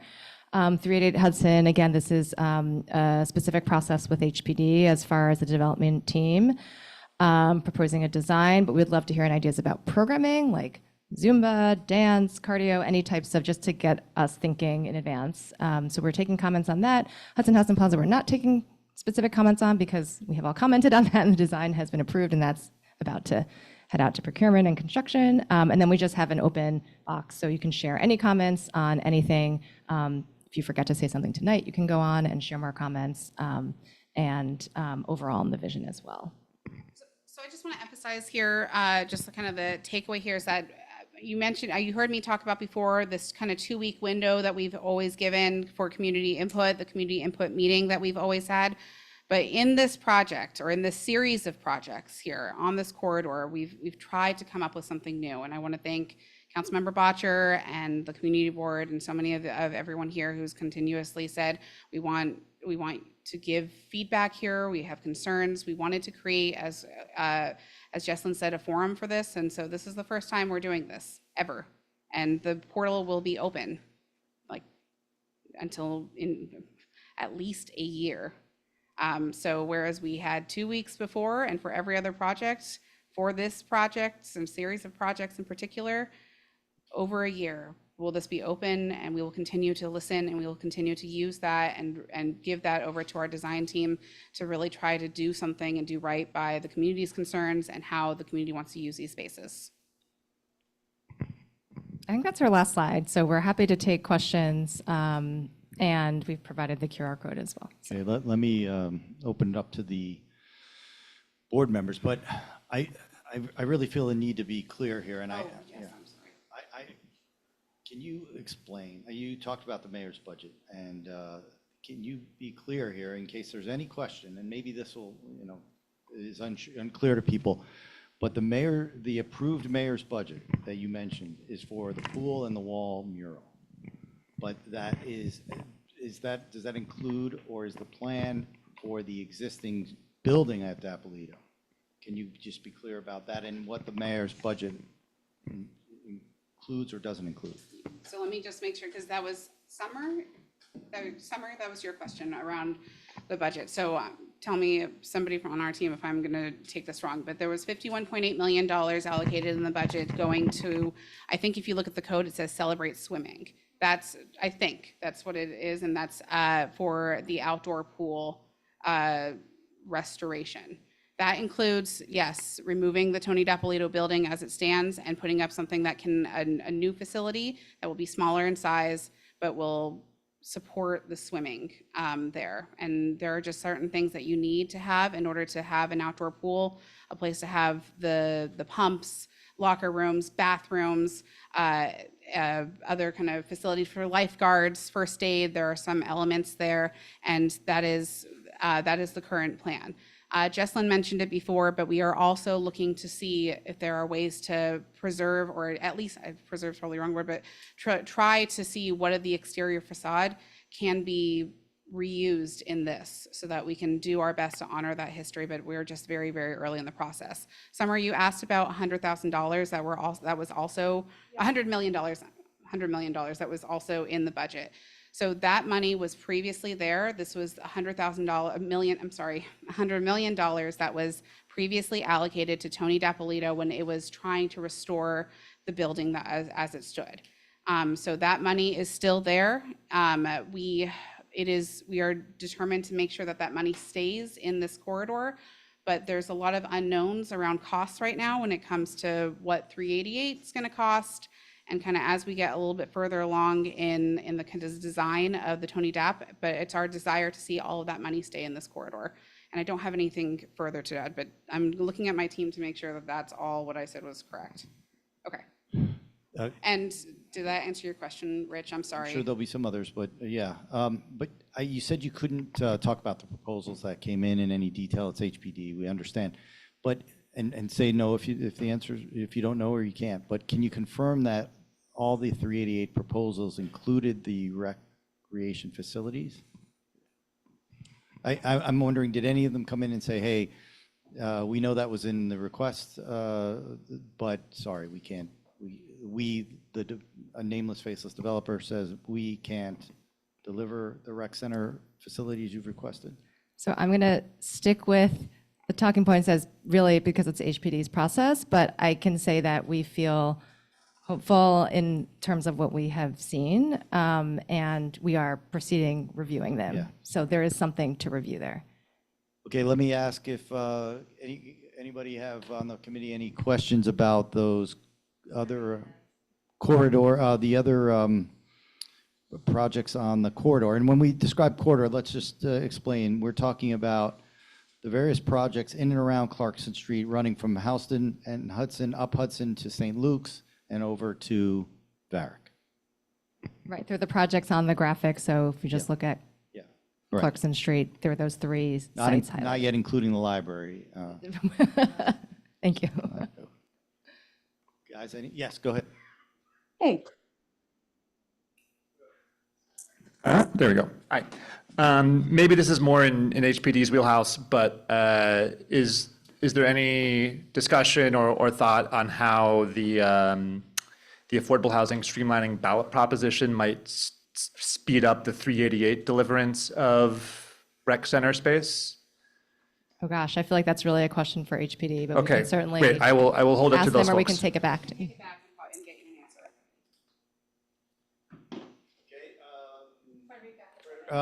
Let's go to Coral. I'm sorry. Let me just clear the room.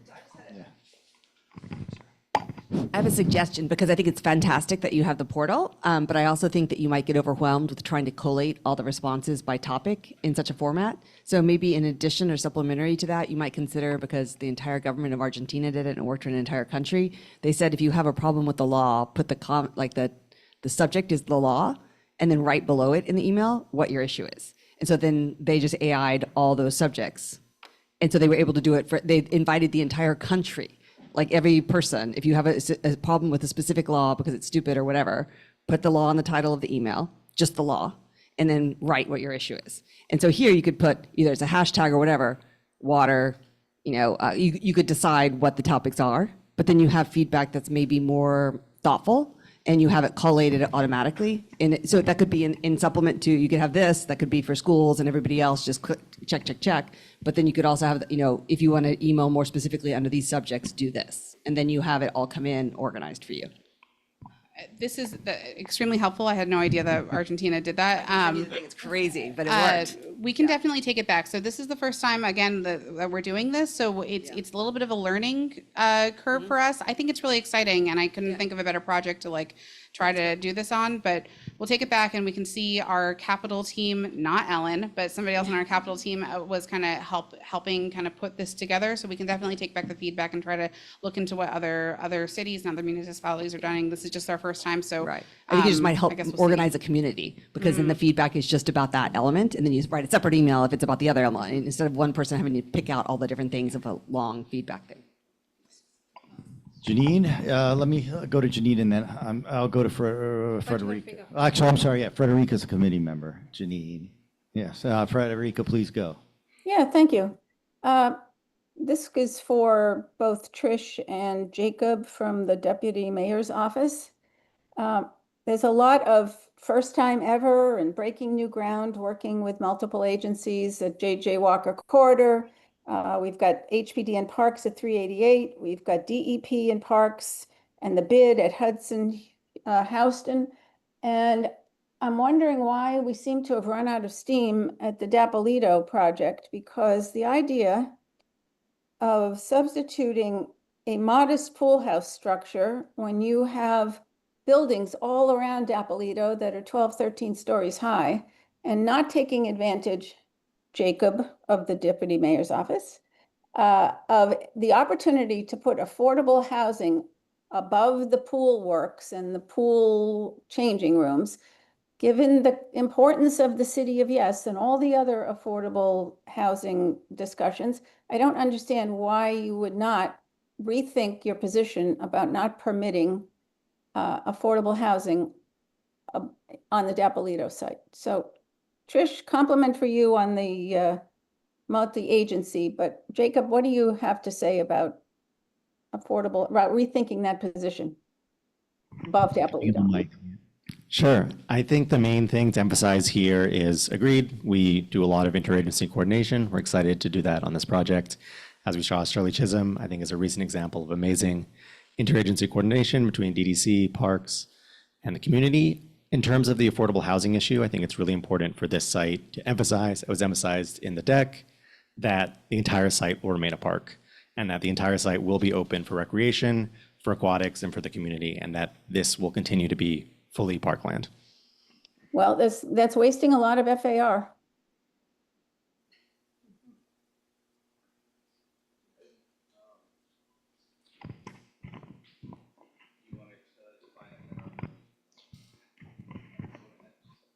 Would you like us to, or? Okay, sorry.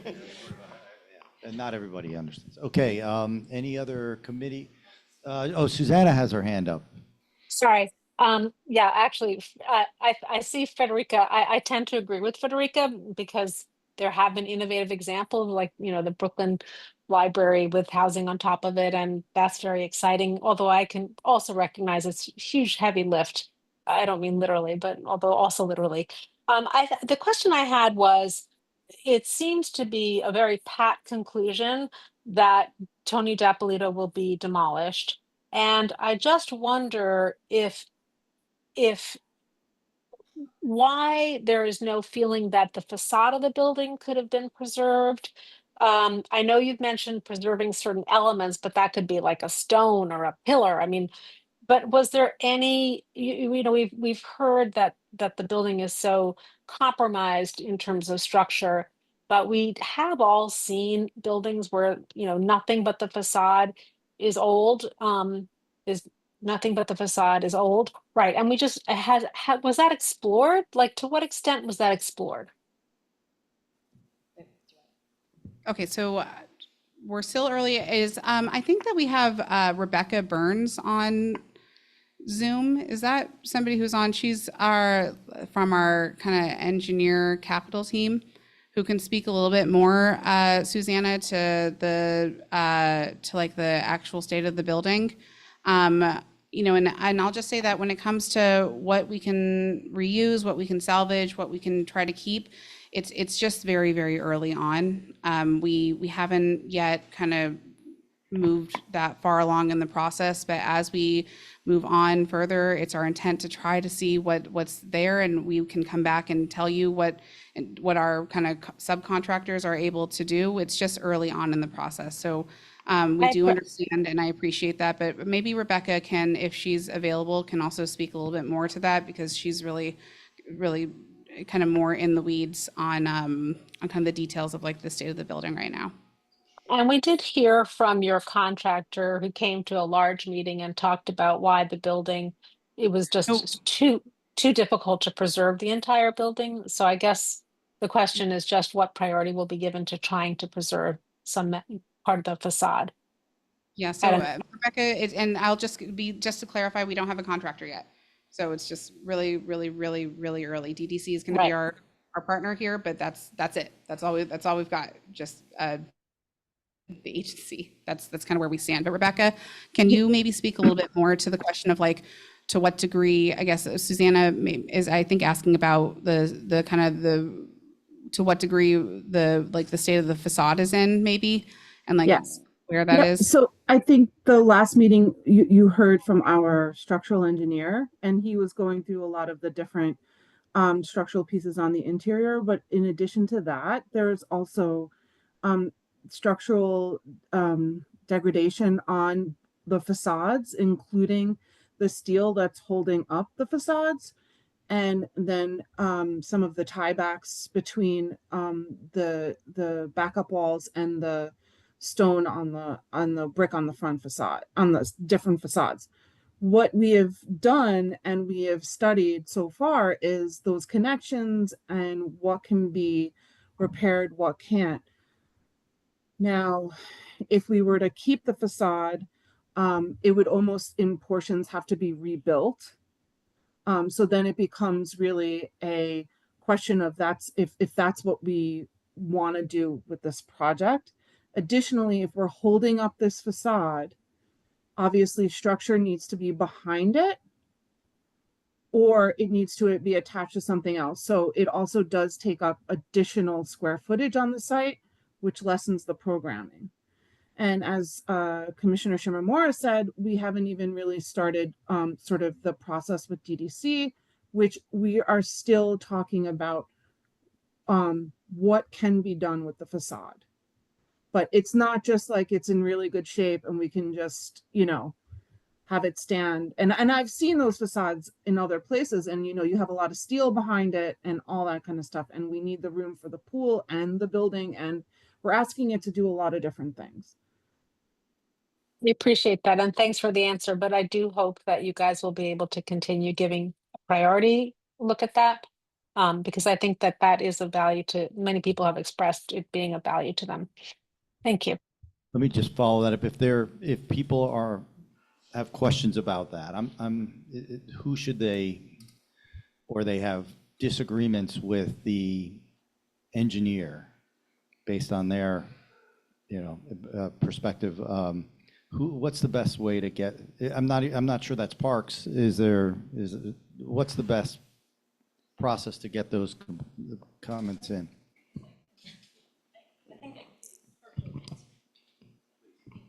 Thanks.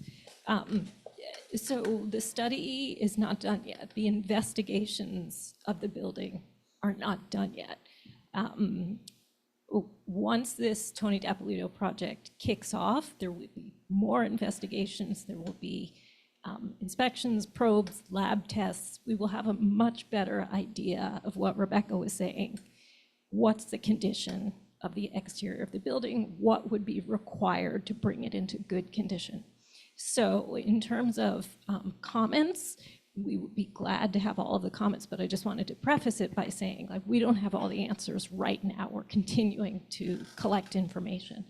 There may be other suggestions, but the portal that Jessalyn just presented, where you can put your comments and your preferences, would be a good spot, but maybe tag it with Tony Dapolito, facade engineering, and that will trigger those particular comments to pop up, and we'll pull all of those together. Thank you. Janine, I promise I get to you. Okay, I have questions by topic. For Dapolito, the 51 million, does that include fixing the full handball wall that's, okay, so that would be on the other side. Yes, because the kids at City As, who are probably 30 now, have been asking for the netting to be fixed above the wall, which couldn't be fixed because they are in the wall. And then I don't know how many people here have used New York City pools this summer. I was at Hamilton Fish recently. It's fantastic. It's an Olympics. It's really kind of awesome. But the changing areas there are really just like kind of like a locker, not very expensive. I know bathrooms are expensive and all the other stuff. to build, but like the changing area is like a bunch of locker rooms. There was a shielded wall, and literally I changed out of my swimsuit into my clothes in front of other women, but whatever, it was fine. And the staff was amazing. It was such a much easier user experience than when I went to Dapolito 5 or 6 years ago. I kind of felt like I was going through like airport security times 10 going there. But for the engineering report, over the years, Parks has presented, and you guys are all new, and we at best we would get like a PowerPoint slide, and it would have like a number.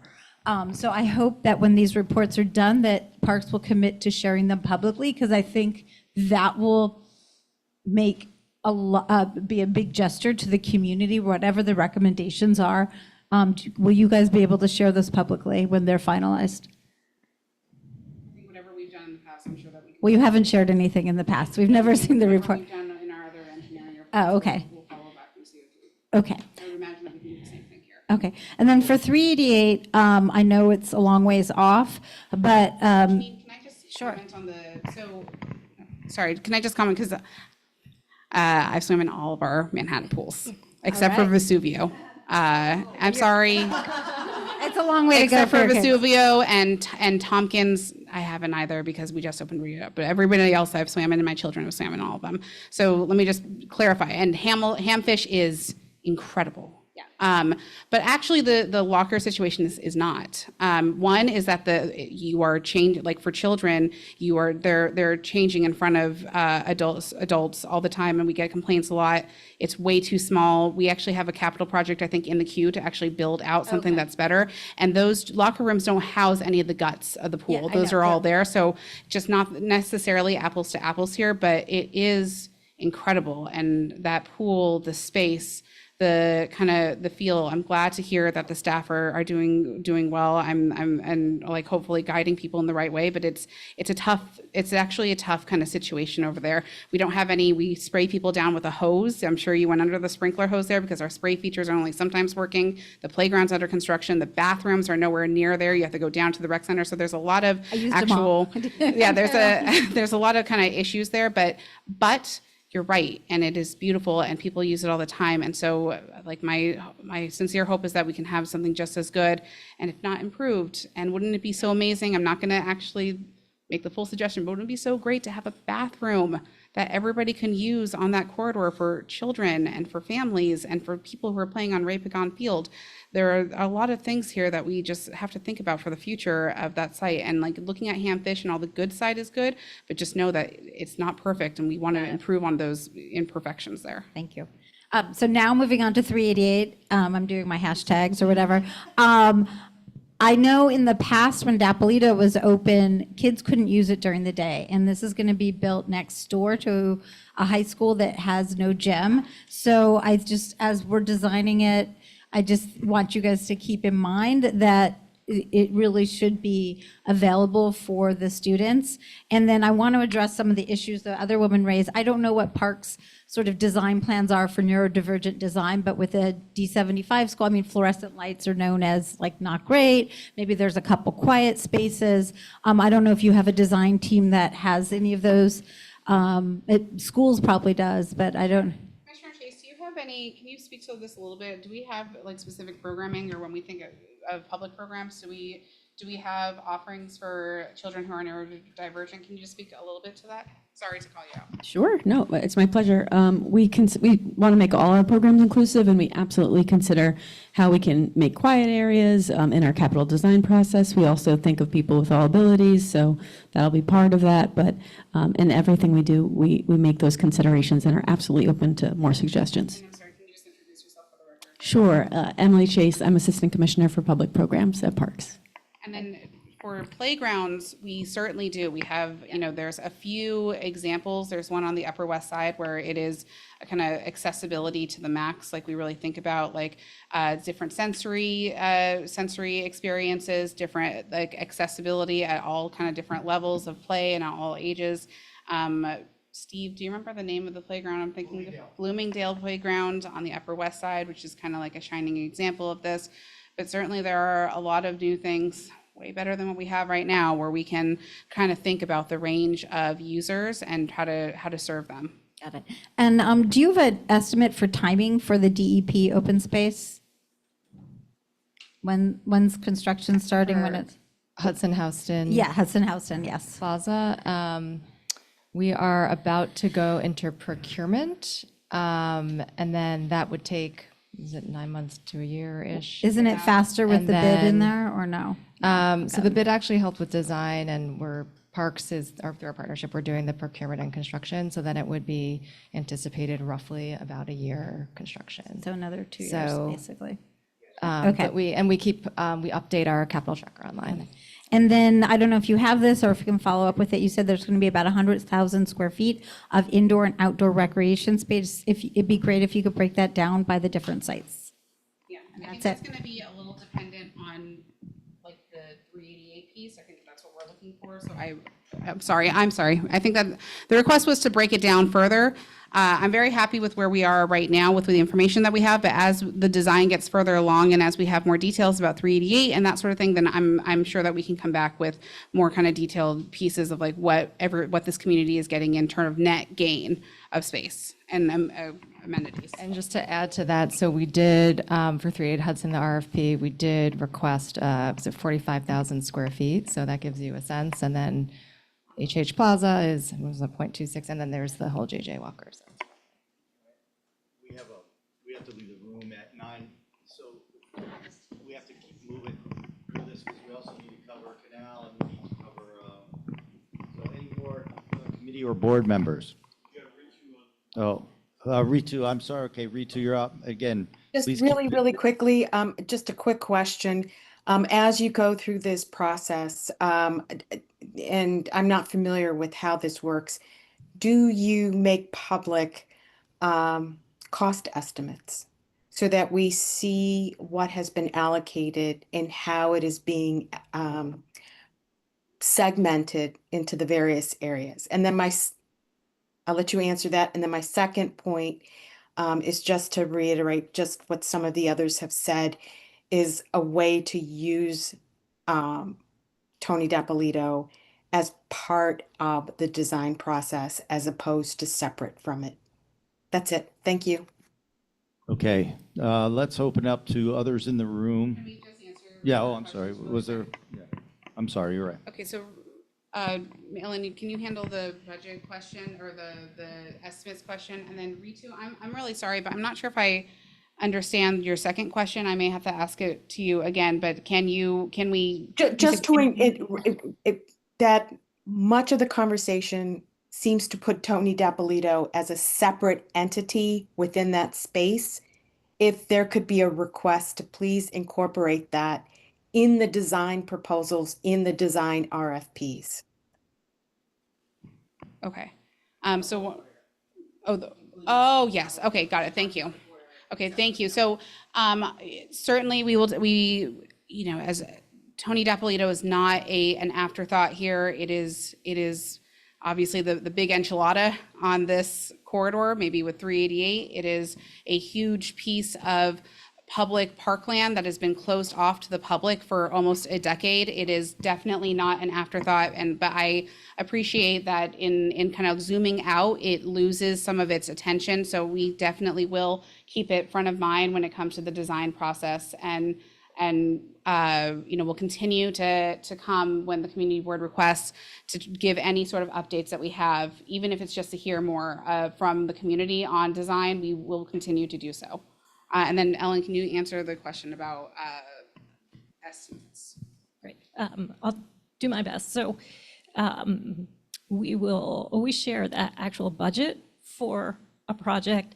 Estimates are tricky things because, as I think there was a question earlier about all the things that go into influencing an estimate, what's current pricing, how do our bids come in? That's really how we make up our estimate. I really meant the budget, like what is being allocated to the various spaces is really what I was referring to. Sorry. Yes, correct. So the budgets for each project, for each contract that comprise the whole enchilada, those are all public. We share those. Okay, let's open it. I'm going to give us six minutes. Then we need to talk about Canal, and we need to talk about we need to do a business session. So, and then we need to help Mark pack up. All right. Can you get a mic back there? We've got one. Shall I go ahead? Yeah, please. Great. So a couple of comments, and I guess I'll pose them in a form of a question. Tell me if I'm wrong in my understanding of any of this. So the Parks Department has been sitting on $120 million for years that was allocated for restoring Tony Dapolito, and instead of using it for that purpose or even for studying restoring Tony Dapolito or looking at what pieces of it could be reused, you've just ignored it. And instead, in the most recent city budget, you asked for $52 million to demolish it instead of using the $120 million to repair it, correct? No. That's what you said, but please clarify. So the $100 million was allocated previously to the kind of shoring up of Tony Dapolito when it became clear that that was not going to be nearly enough money for us to do what needed to be done at Tony Dap. We looked again at what How much of it was spent? I don't have that off. I'm sorry, I don't have that number. But most of it is still sitting there and not spent. It's in shoring right now, and yes, the rest of the funding is there. So we can't go forward with even the kind of looking at what can be reused of the facade. It has to be a full capital project. We can't just do one piece of this. So when we knew that we weren't going to have enough money to really kind of follow through and give this community back a rec center, and even if we were somehow able to get more money for it, it would be... Instead of filibustering me, let me just go ahead with my questions and the things that I want to communicate. No, I've heard what you said here, and we have limited time. So if you don't mind, I'd like to get sort of my things in here. So instead, what you've done is you've made a decision that you want to demolish this building. And by the way, I looked at the portal. There is nothing in there, even though the community board has been on record saying, we do not want this building demolished, we want it reused, even though the community has overwhelmingly said, we don't want this building demolished, we want it reused, even though the council member has said, I don't want the building demolished, I want it reused, although he did, of course, approve funding for the demolition in the most recent city budget. But in spite of all of that, this portal does not say anything about, would you like to see the Tony Dapolito Recreation Center restored and reused? It talks about honoring the history through websites and signage. So I have to say that seems kind of insulting, and I would strongly urge you to rethink the way the portal looks in terms of actually asking that question of the public. I also just want to say, because there's been discussion about there being unused FAR that could be used for something else, parks don't have FAR. Let's be clear about that. That's part of what makes them parks. They don't have developable floor area ratio, so let's be clear about that. And then the last thing that I want to say is, I just don't understand how it is that in all this time, you're saying we still haven't figured out what part of the building could possibly be salvaged. Your proposal, to be clear, is to demolish the building and then examine whether or not some piece of it could be integrated into a new structure. I just have to reiterate, as somebody who took a tour of the building, nothing in there looks unlike a million different buildings that we've seen restored, reused, repaired, reopened. There are so many buildings in our community that are older, that were in worse shape than this, that are now thriving. There would be no Westbeth, there would be no Jefferson Market Library, there would be no public theater if this was the approach we took with those buildings. So it's implausible on its face that you could not restore, reopen, reuse this building. Okay. There's someone behind you, Andrew. I can go. I've got a mic. My name is Summer Omar, as I said earlier. I do want to thank you for coming back just so we can have this conversation. It is very helpful. So I know you all put in a lot of work. I appreciate that. I will just go through these 3 specific points very quickly. The first is, the last time we had this conversation during the February community board meeting, I don't remember who, but there was a Parks Department rep who said that adaptive reuse had not been studied, full stop, just to reimagine the space, understand what kinds of new, different programming services could possibly be in the building. So my specific question is, I can't imagine that's going to cost $100 million to look into it. So I wonder if, at the very, very least, that some portion of the funds that had already been explicitly allocated to the rec center could be used to see what portion of it could be preserved. And someone else mentioned that you're early on, there's still investigations ongoing.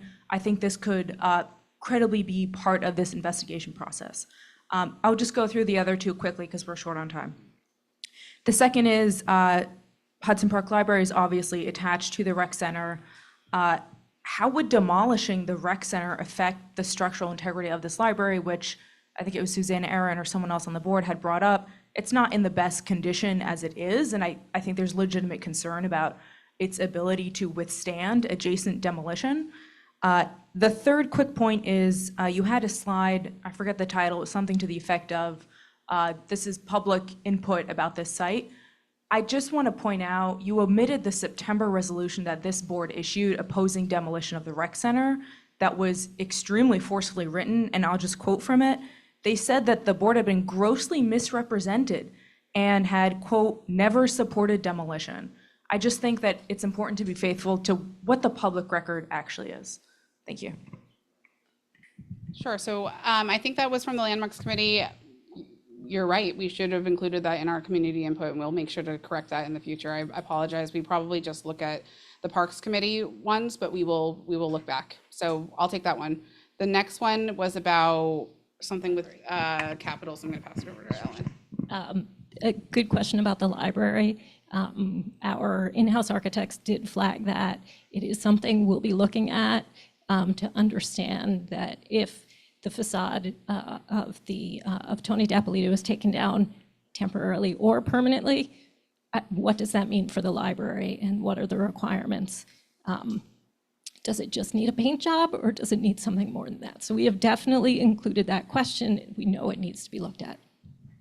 And then in terms of the question of what you asked, like, can we look at what can be preserved in the kind of yes, we're looking at what we can, again, preserve is a tough word, but we are looking at that and we don't have a lot of information, but as we get more information, we will report back.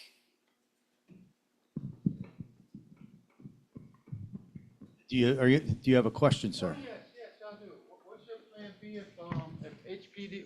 What's your plan B if HPD gets overhauled and if funding dries up? Like you need a plan B if you're going to build a rec center.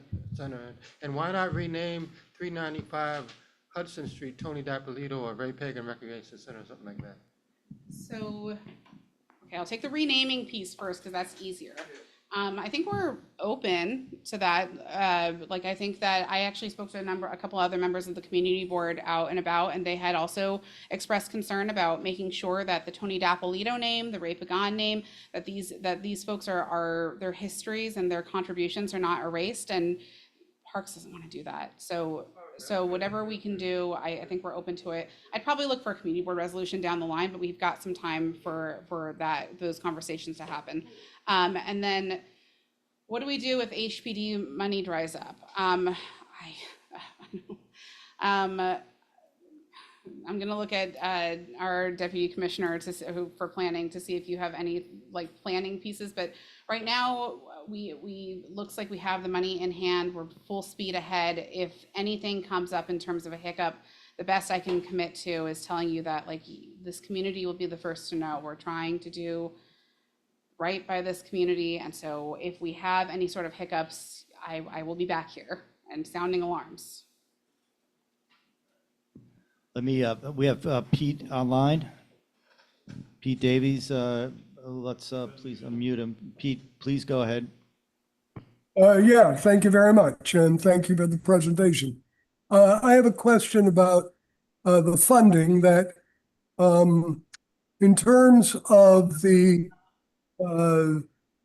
Clarkson Street and the area north of that, which would be J.J. Walker and Dapolito, the swimming center. All of that is outside of the boundary of the Hudson Square bid. But it seems that the Hudson Square bid management is being used to manage the funding of the various aspects of projects within this area. And as you probably know, both New York state law and New York City law for Business Improvement District law state that no assessed funds, not one penny, can be used for anything outside of the Business Improvement District area. So I'm just wondering how you're juggling all that and figuring out who's going to manage the funding and who are the partners for managing the funding. Thank you. So in the open space text, there is some reference to Tony Dapolito.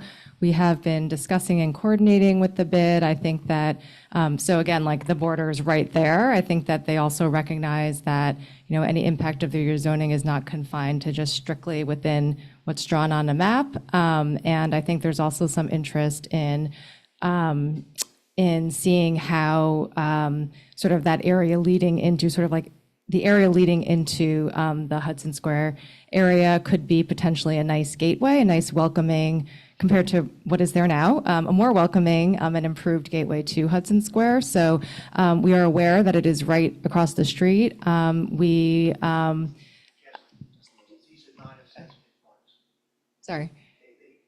What Davies was referring to is not relevant. Pete Davies, these are not assessment funds. The point you're making is not relevant in this case. These are different types of funds. An open space fund that was created as part of the rezoning. It was meant to create active recreation in this particular community. They would be used for that purpose. And the bid is not managing the funds. They are basically performing just administering the funds, and we'll be passing them on to the Parks Department.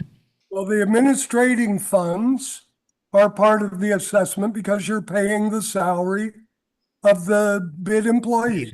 These are not assessment funds. The point you're making is not applicable here. Well, I think somebody beyond the Parks Department should look into this. Thank you very much. Okay. Yeah. Okay. Thanks. Let me close this down. It's 8:37. Let's end this. I want to write a resolution in the business session, but Steve, Chief of Staff, Simon, can you give us the Canal Street update? You have 3 people on, I'm sorry. Yeah, whoever you guys want. You have 3 people on Zoom from the MTA, Ruby Benitez, Joe O'Donnell, and Neil Vanish, as well as a Parks Department staffer, Kellen Stanner, who are here to make the presentation about the Grand Canal Court. Okay, let's do it. But Ruby Benitez, Joe O'Donnell, and Neil Vanish. Okay. And Kellen Stanner. Yeah, Steve, while we're getting them on, can you just give context, set it up? Sorry, Steve. Yes, context. The MTA was building an underground power. What the heck is it? Power station. Some power station, a substation, underneath at Canal Street, underneath our basketball court at Grand Canal. We entered into an arrangement with them in which we agreed that they could use the space. They, in exchange, provided us with some mitigation funds, but the obligation was that they were to restore the basketball court basically in the same fashion that it was in the past once they completed their project. They are now at a point where they are planning to move on. They finished their project. They're now going to do the restoration of the basketball court, and we wanted to present that to you, let you know what's happening in your district. But basically, it is a replacement in kind. It's not a major change. There are some slight little variations with some additional benches, I believe we're adding. Maybe, something, I don't want to take away their presentation. Context, yeah. Thanks for the context. But that's the context. Okay, who do we have on? Hey, it's Ruby from New York City Transit, Government and Community Relations. I'll be giving the presentation on behalf of MTA. Like my colleague said, from Parks, I'm joined by Joe O'Donnell. He is on the Zoom, so he might be interrupting throughout the presentation itself. I just need sharing, I think, my screen so you guys can see the presentation. You should be able to. Can you see the toolbar at the bottom? Yep. Can you Good. guys see the PowerPoint? Not yet, but we were told it takes a second. Here it comes. Here it comes. Let's see. There you go. Oh, look. All here it right, is. let me go from the beginning. See, let me know if you can see that. All good? Yeah, that looks good. As big as you can make it. Yeah. Thank you. Yeah. Well, not to cut it off. I'm sorry. Yeah, it's fine. It's just the way our Zoom is rendering. That's good. Go. Okay, perfect. So yeah, we're here to talk about New Canal Street substation. A substation is basically one of the conductors that gives energy into the system in order to make the trains go from one way to the other. So we just want to give you an update of what we're doing with that in terms of the construction and when we will be restoring the park. So currently our work status is currently we're finishing up utility relocations. When we open the area, that is when we remove the park itself and went underneath to see the utilities, let's say like Con Edison, DEP, and others, we saw that they were intertwined within one another. So that led to a little bit more of a delay than what we wanted, which meant we needed collaboration across different departments in order to see how to relocate these utilities and make them seamlessly. So we have updated them, which is a good thing. And we're almost 90% complete. We're just awaiting DEP redesign. And then once that's complete, the sewer main work is complete, we will be reopening Thompson Street in that area. We're completing secant piles. So secant piles, you can see it in the image, I believe. And those are the ones we need to complete in order to create the base for the substation. So we have 131 of them complete, and we just need to do 3 more remaining to drill. So that approximately will take a week from this presentation to be completed. Once that's completed, we're going to start the process of deep excavation for the substation, and that will take about 1 or 2 weeks. Once that's complete, we'll be putting in the concrete for the base of the substation. So these are a couple of photos we want to share with everyone. This is how the current site looks like, and this is how it looks like when we were backfilling for the completed utility relocations, which are right along this side. So our upcoming work and where we are. So as mentioned prior to this, deep excavation will take from now until the end of August. And then we'll start building the substation from September to April. And the park fully restored will be coming back Q2 of 2026. We will still be doing work in the area, but we won't be above ground, we'll be below ground. But by then the park will be restored and folks can use it. We'll just be below ground completing work until March of 2027. And now we want to show you a picture of what the renderings will look like for the completion, how we will be restoring the park. I'm going to zoom in on the image because I know it's hard to read. So if you look here, right on this side, this corner, you'll see 2 little purple squares. Those are going to be 2 new benches. They're going to be near trees in that area. The arrow right here is where our hatch for a substation will be located. And then on the left-hand side on my screen, we have an additional implementation of benches with armrests, and very small over here is some drinking fountains. I'll be showing renderings of what those look like in the following slides. Additionally, a couple of more benches on this side of the park. And this is the image of how the court will look like. And then these will be the fountains that we will be placing in the area. These are the water bottle fillers that we will be adding as well. Additionally, these are the benches that we're looking at implementing and adding once we restore the park. And these are the basketball hoops, as well as how the chain link fence will look like. And that's it for our presentation and keeping it short. And if you guys have questions, we can open the floor. Thank you. Yes, Steve, do you have one more comment? The significant change with the fact that we're adding more benches is that we're putting the benches within the fence. Currently, there are some benches outside on the sidewalk. The change we're making is not only to add the benches, but to have them inside the park, as well as to add the drinking fountain.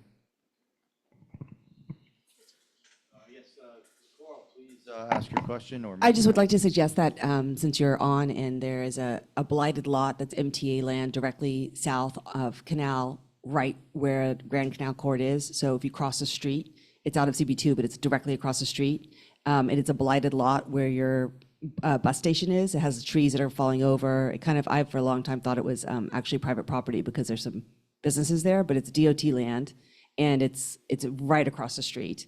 And so if you could fix that at the same time, that would be great. No Argentina? Because I hear they have good basketball. Sorry, DOT, I know, but it's right, it's MTA, parks. So it needs an arborist because the trees are falling over. Like you need, the people that do trees should look at it. I can send you a picture afterwards. Where is it? It's directly, if you look at Pepolino, if someone can pull up on your computer. Yes, it's across the street from Canal. So but it's directly across the street. Across Canal. Yes, I will send everyone Okay, a picture later. got it, okay.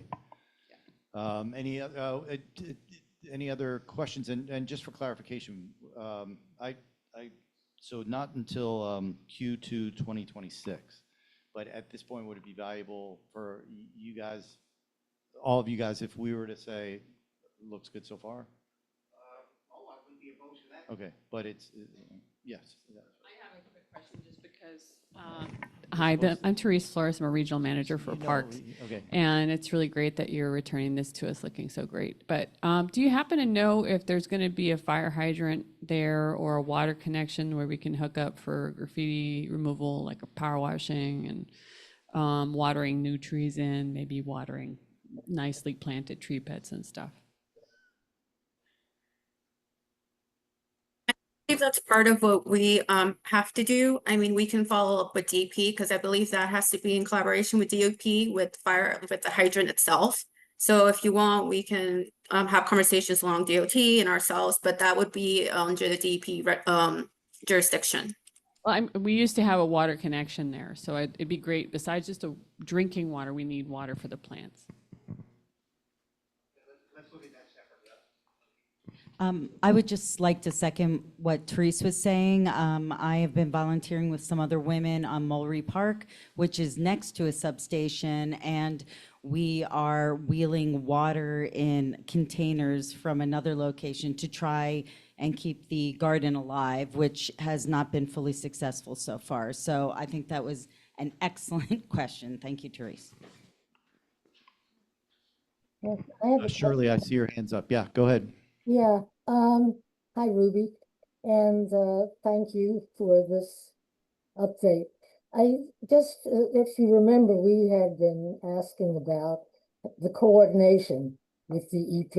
I'm glad to hear that MTA is coordinating with DEP. And I just wondered if you knew how far along with that project was, because I thought that that did have to do with providing water, like the fountain or for watering.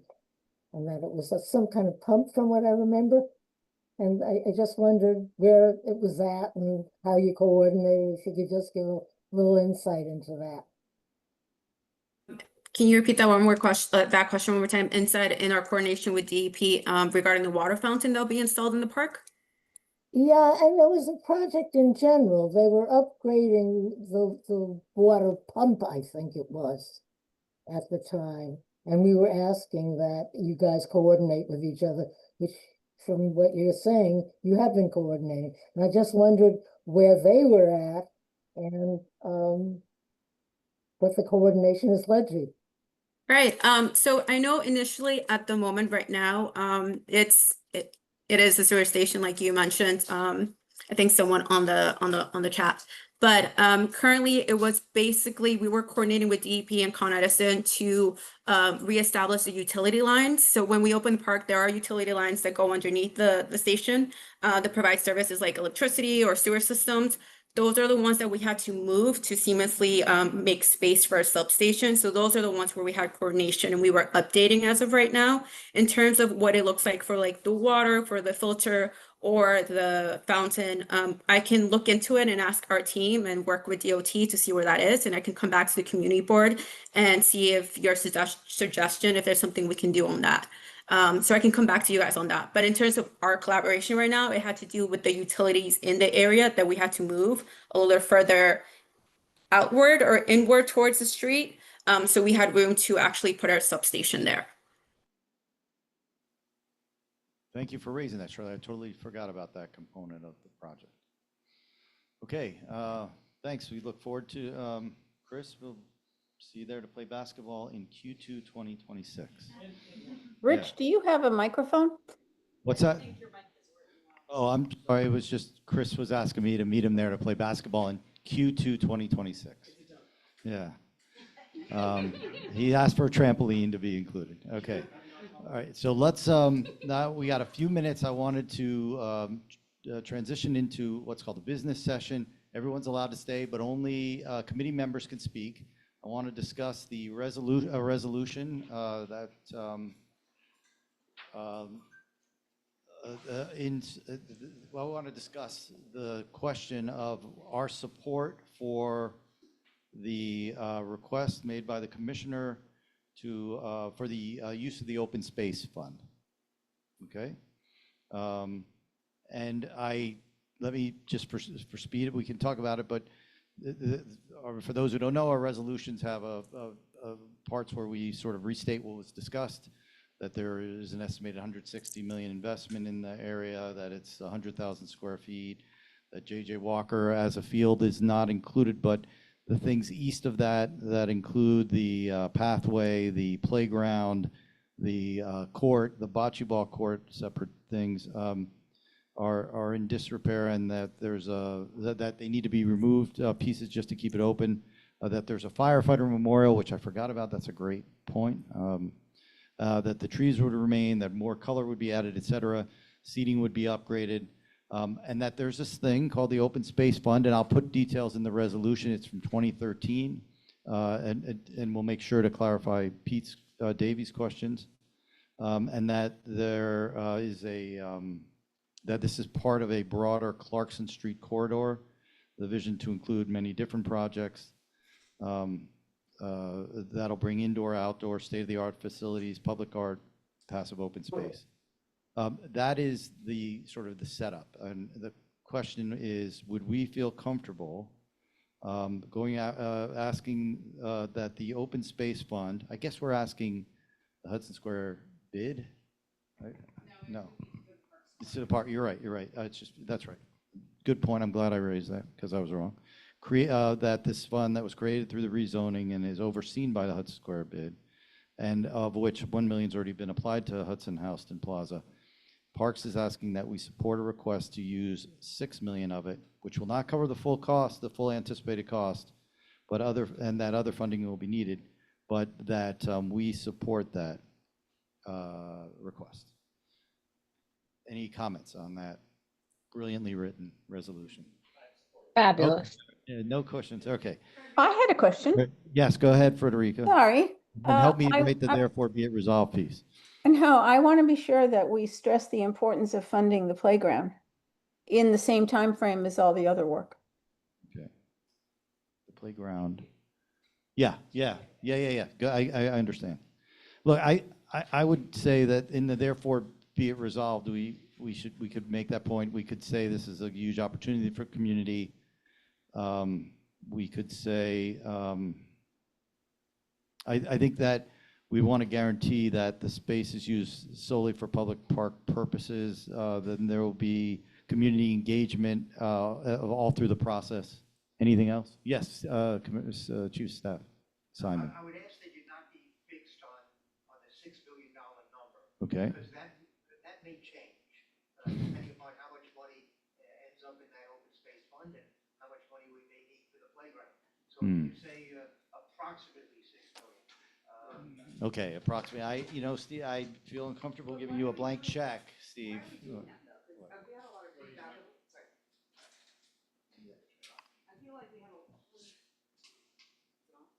I would say there are no other known requests, right? I just feel like a lot of people tonight sort of referenced, why are we talking about this in a balkanized fashion where we're doing like this and that and this, and the reality is this money is going to be fungible across the whole thing. So why aren't we just talking the massive number and then we go back down? Because like even having this scan, like it is like a master plan. It is hopefully the best overall result of the entire space. And so if we start, we don't even know what their plan is or what they can do. And when we start allocating numbers to particular parts, I just feel like we start making this overly complex and we don't even know what the total amount for the entire space. The 160 million is, or 160, is it 160 plus 6? Roughly 100, close to 170 million for the entire area to be fully renovated. But we don't need your approval for any other aspect of the fund. Okay. The only thing we need your approval. Okay, so what number should we? Technically, we don't even need your approval for the 6 million. Oh, okay. But we do need. Yeah. But we are obligated to seek your advice. That's right. So, That's how it's written. So really, the only thing in question right now is whether or not the community board. Can't hear a word, by the way. Yeah, sorry.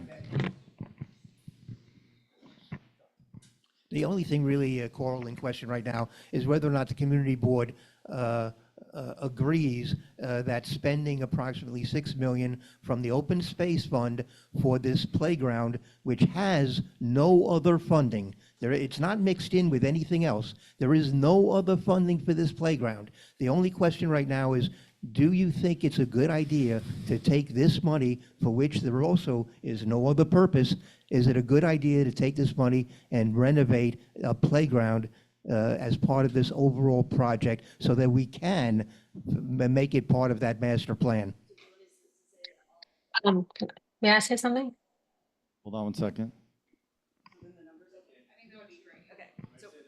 So perhaps what the language should be that we support using all available funding from the open space fund for the renovation of J.J. Walker Playground, leaving the number then unlisted. Maybe just with a slight caveat that the Hudson-Houston Plaza is fulfilled, like whatever commitments are made from the Hudson-Houston Plaza. Okay. I'm sorry, can Tricia talk into a mic? Susanna, you had a question? I was just gonna. Go ahead. No, I was just gonna say, yeah, maybe we don't need to even put a number on it. We're comfortable with the money from the open space fund being allocated to this project. Would that actually deplete the funds in the open space fund? Well, that would be the idea. But the expectation is that they'll continue, the fund will continue to be added to as, what is it? I gotta look. As It residential. doesn't close the fund. It just, the fund could continue to build as residential units continue to be built, but there's a certain amount in there now. And the question is, are we comfortable having it allocated to this project? I think we seem to be When we don't comfortable have with any that. kind of design or budget or anything. Yeah, but I think, are we supportive of renovating this area of the Clarkson Street corridor? Yes. Yeah, yeah. Do you mind if we don't, it's not just the playground. I think it's important, it's the playground, the pathway, the courts. I think, how do we, you guys. I think that's an important point that you just made. Yeah, maybe we don't want to be so specific. Maybe we don't want to be too specific now. Just let them do what they got to do. Ritu, I see your hand is up. Yeah, I should have asked this question earlier. Is any part of that 160 million using the 100 million allocated for Tony Dapolito? Yes. Sorry. Hi, Ritu. Hi. Yes. Yes. The intent is for that 160 million. It is inclusive of the $100 million that we have already previously had. We intend for that money to stay on this corridor. As well as the 50-odd million that was allocated to demolishing Tony Dapolito? The 51.8 million was actually not specifically, not to split hairs, but it's not for demolishing, it's for the new pool there. So it's for yes. So basically the 150 million that was going to go to the 160 million that was going to Tony Dapolito is now being used for the rest of this space. No. So there's more funds. So some of this is difficult because we're still in kind of negotiations around 388 Hudson, but across Hudson-Houston Plaza, across 380 Hudson, across J.J. Walker and Tony Dapolito outside pool, the sum is over 160 million. But yes, so it's cumulative of all those different projects. But just to reiterate, part of that is the 100 million that was originally allocated that still sits in the budget for Tony Dapolito. Is that correct? Yes. For the restoration of Tony Dapolito.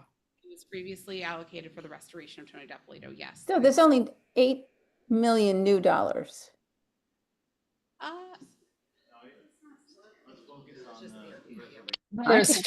There's 51 million new dollars. Yeah, Yeah, no, let's well, focus- that's old already. Well, we So- gotta, let's focus on the resolution. Are we supportive of asking the open space I fund am. be allocated for this playground path, you know? 60 seconds. Yeah, et cetera. Yeah. The stuff east of there between the ball field and the pool. Okay. Yes, yes, we are. Anybody? All right. And I'll write it up. You'll have a chance. Well, let's actually vote, okay? You'll have a chance to wordsmith my AI written thing, but no,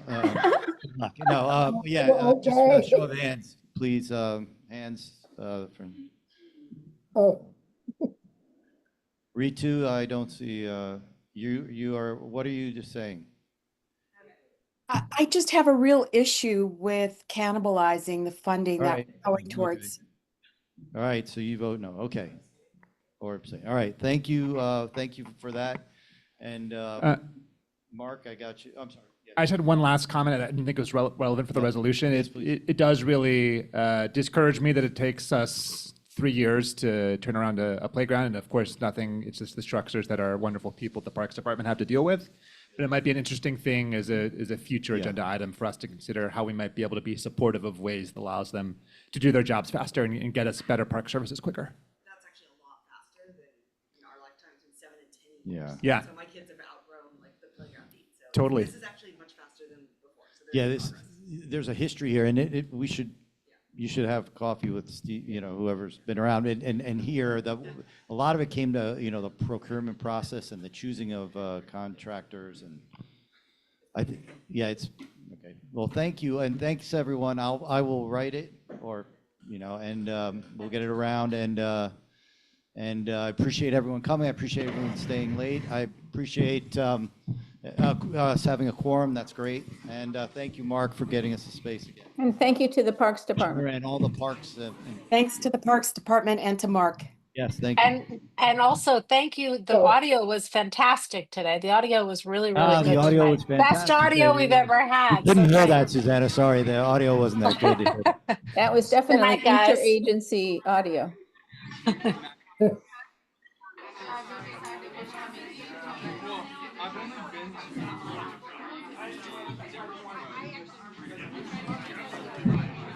I guess that's it, eh?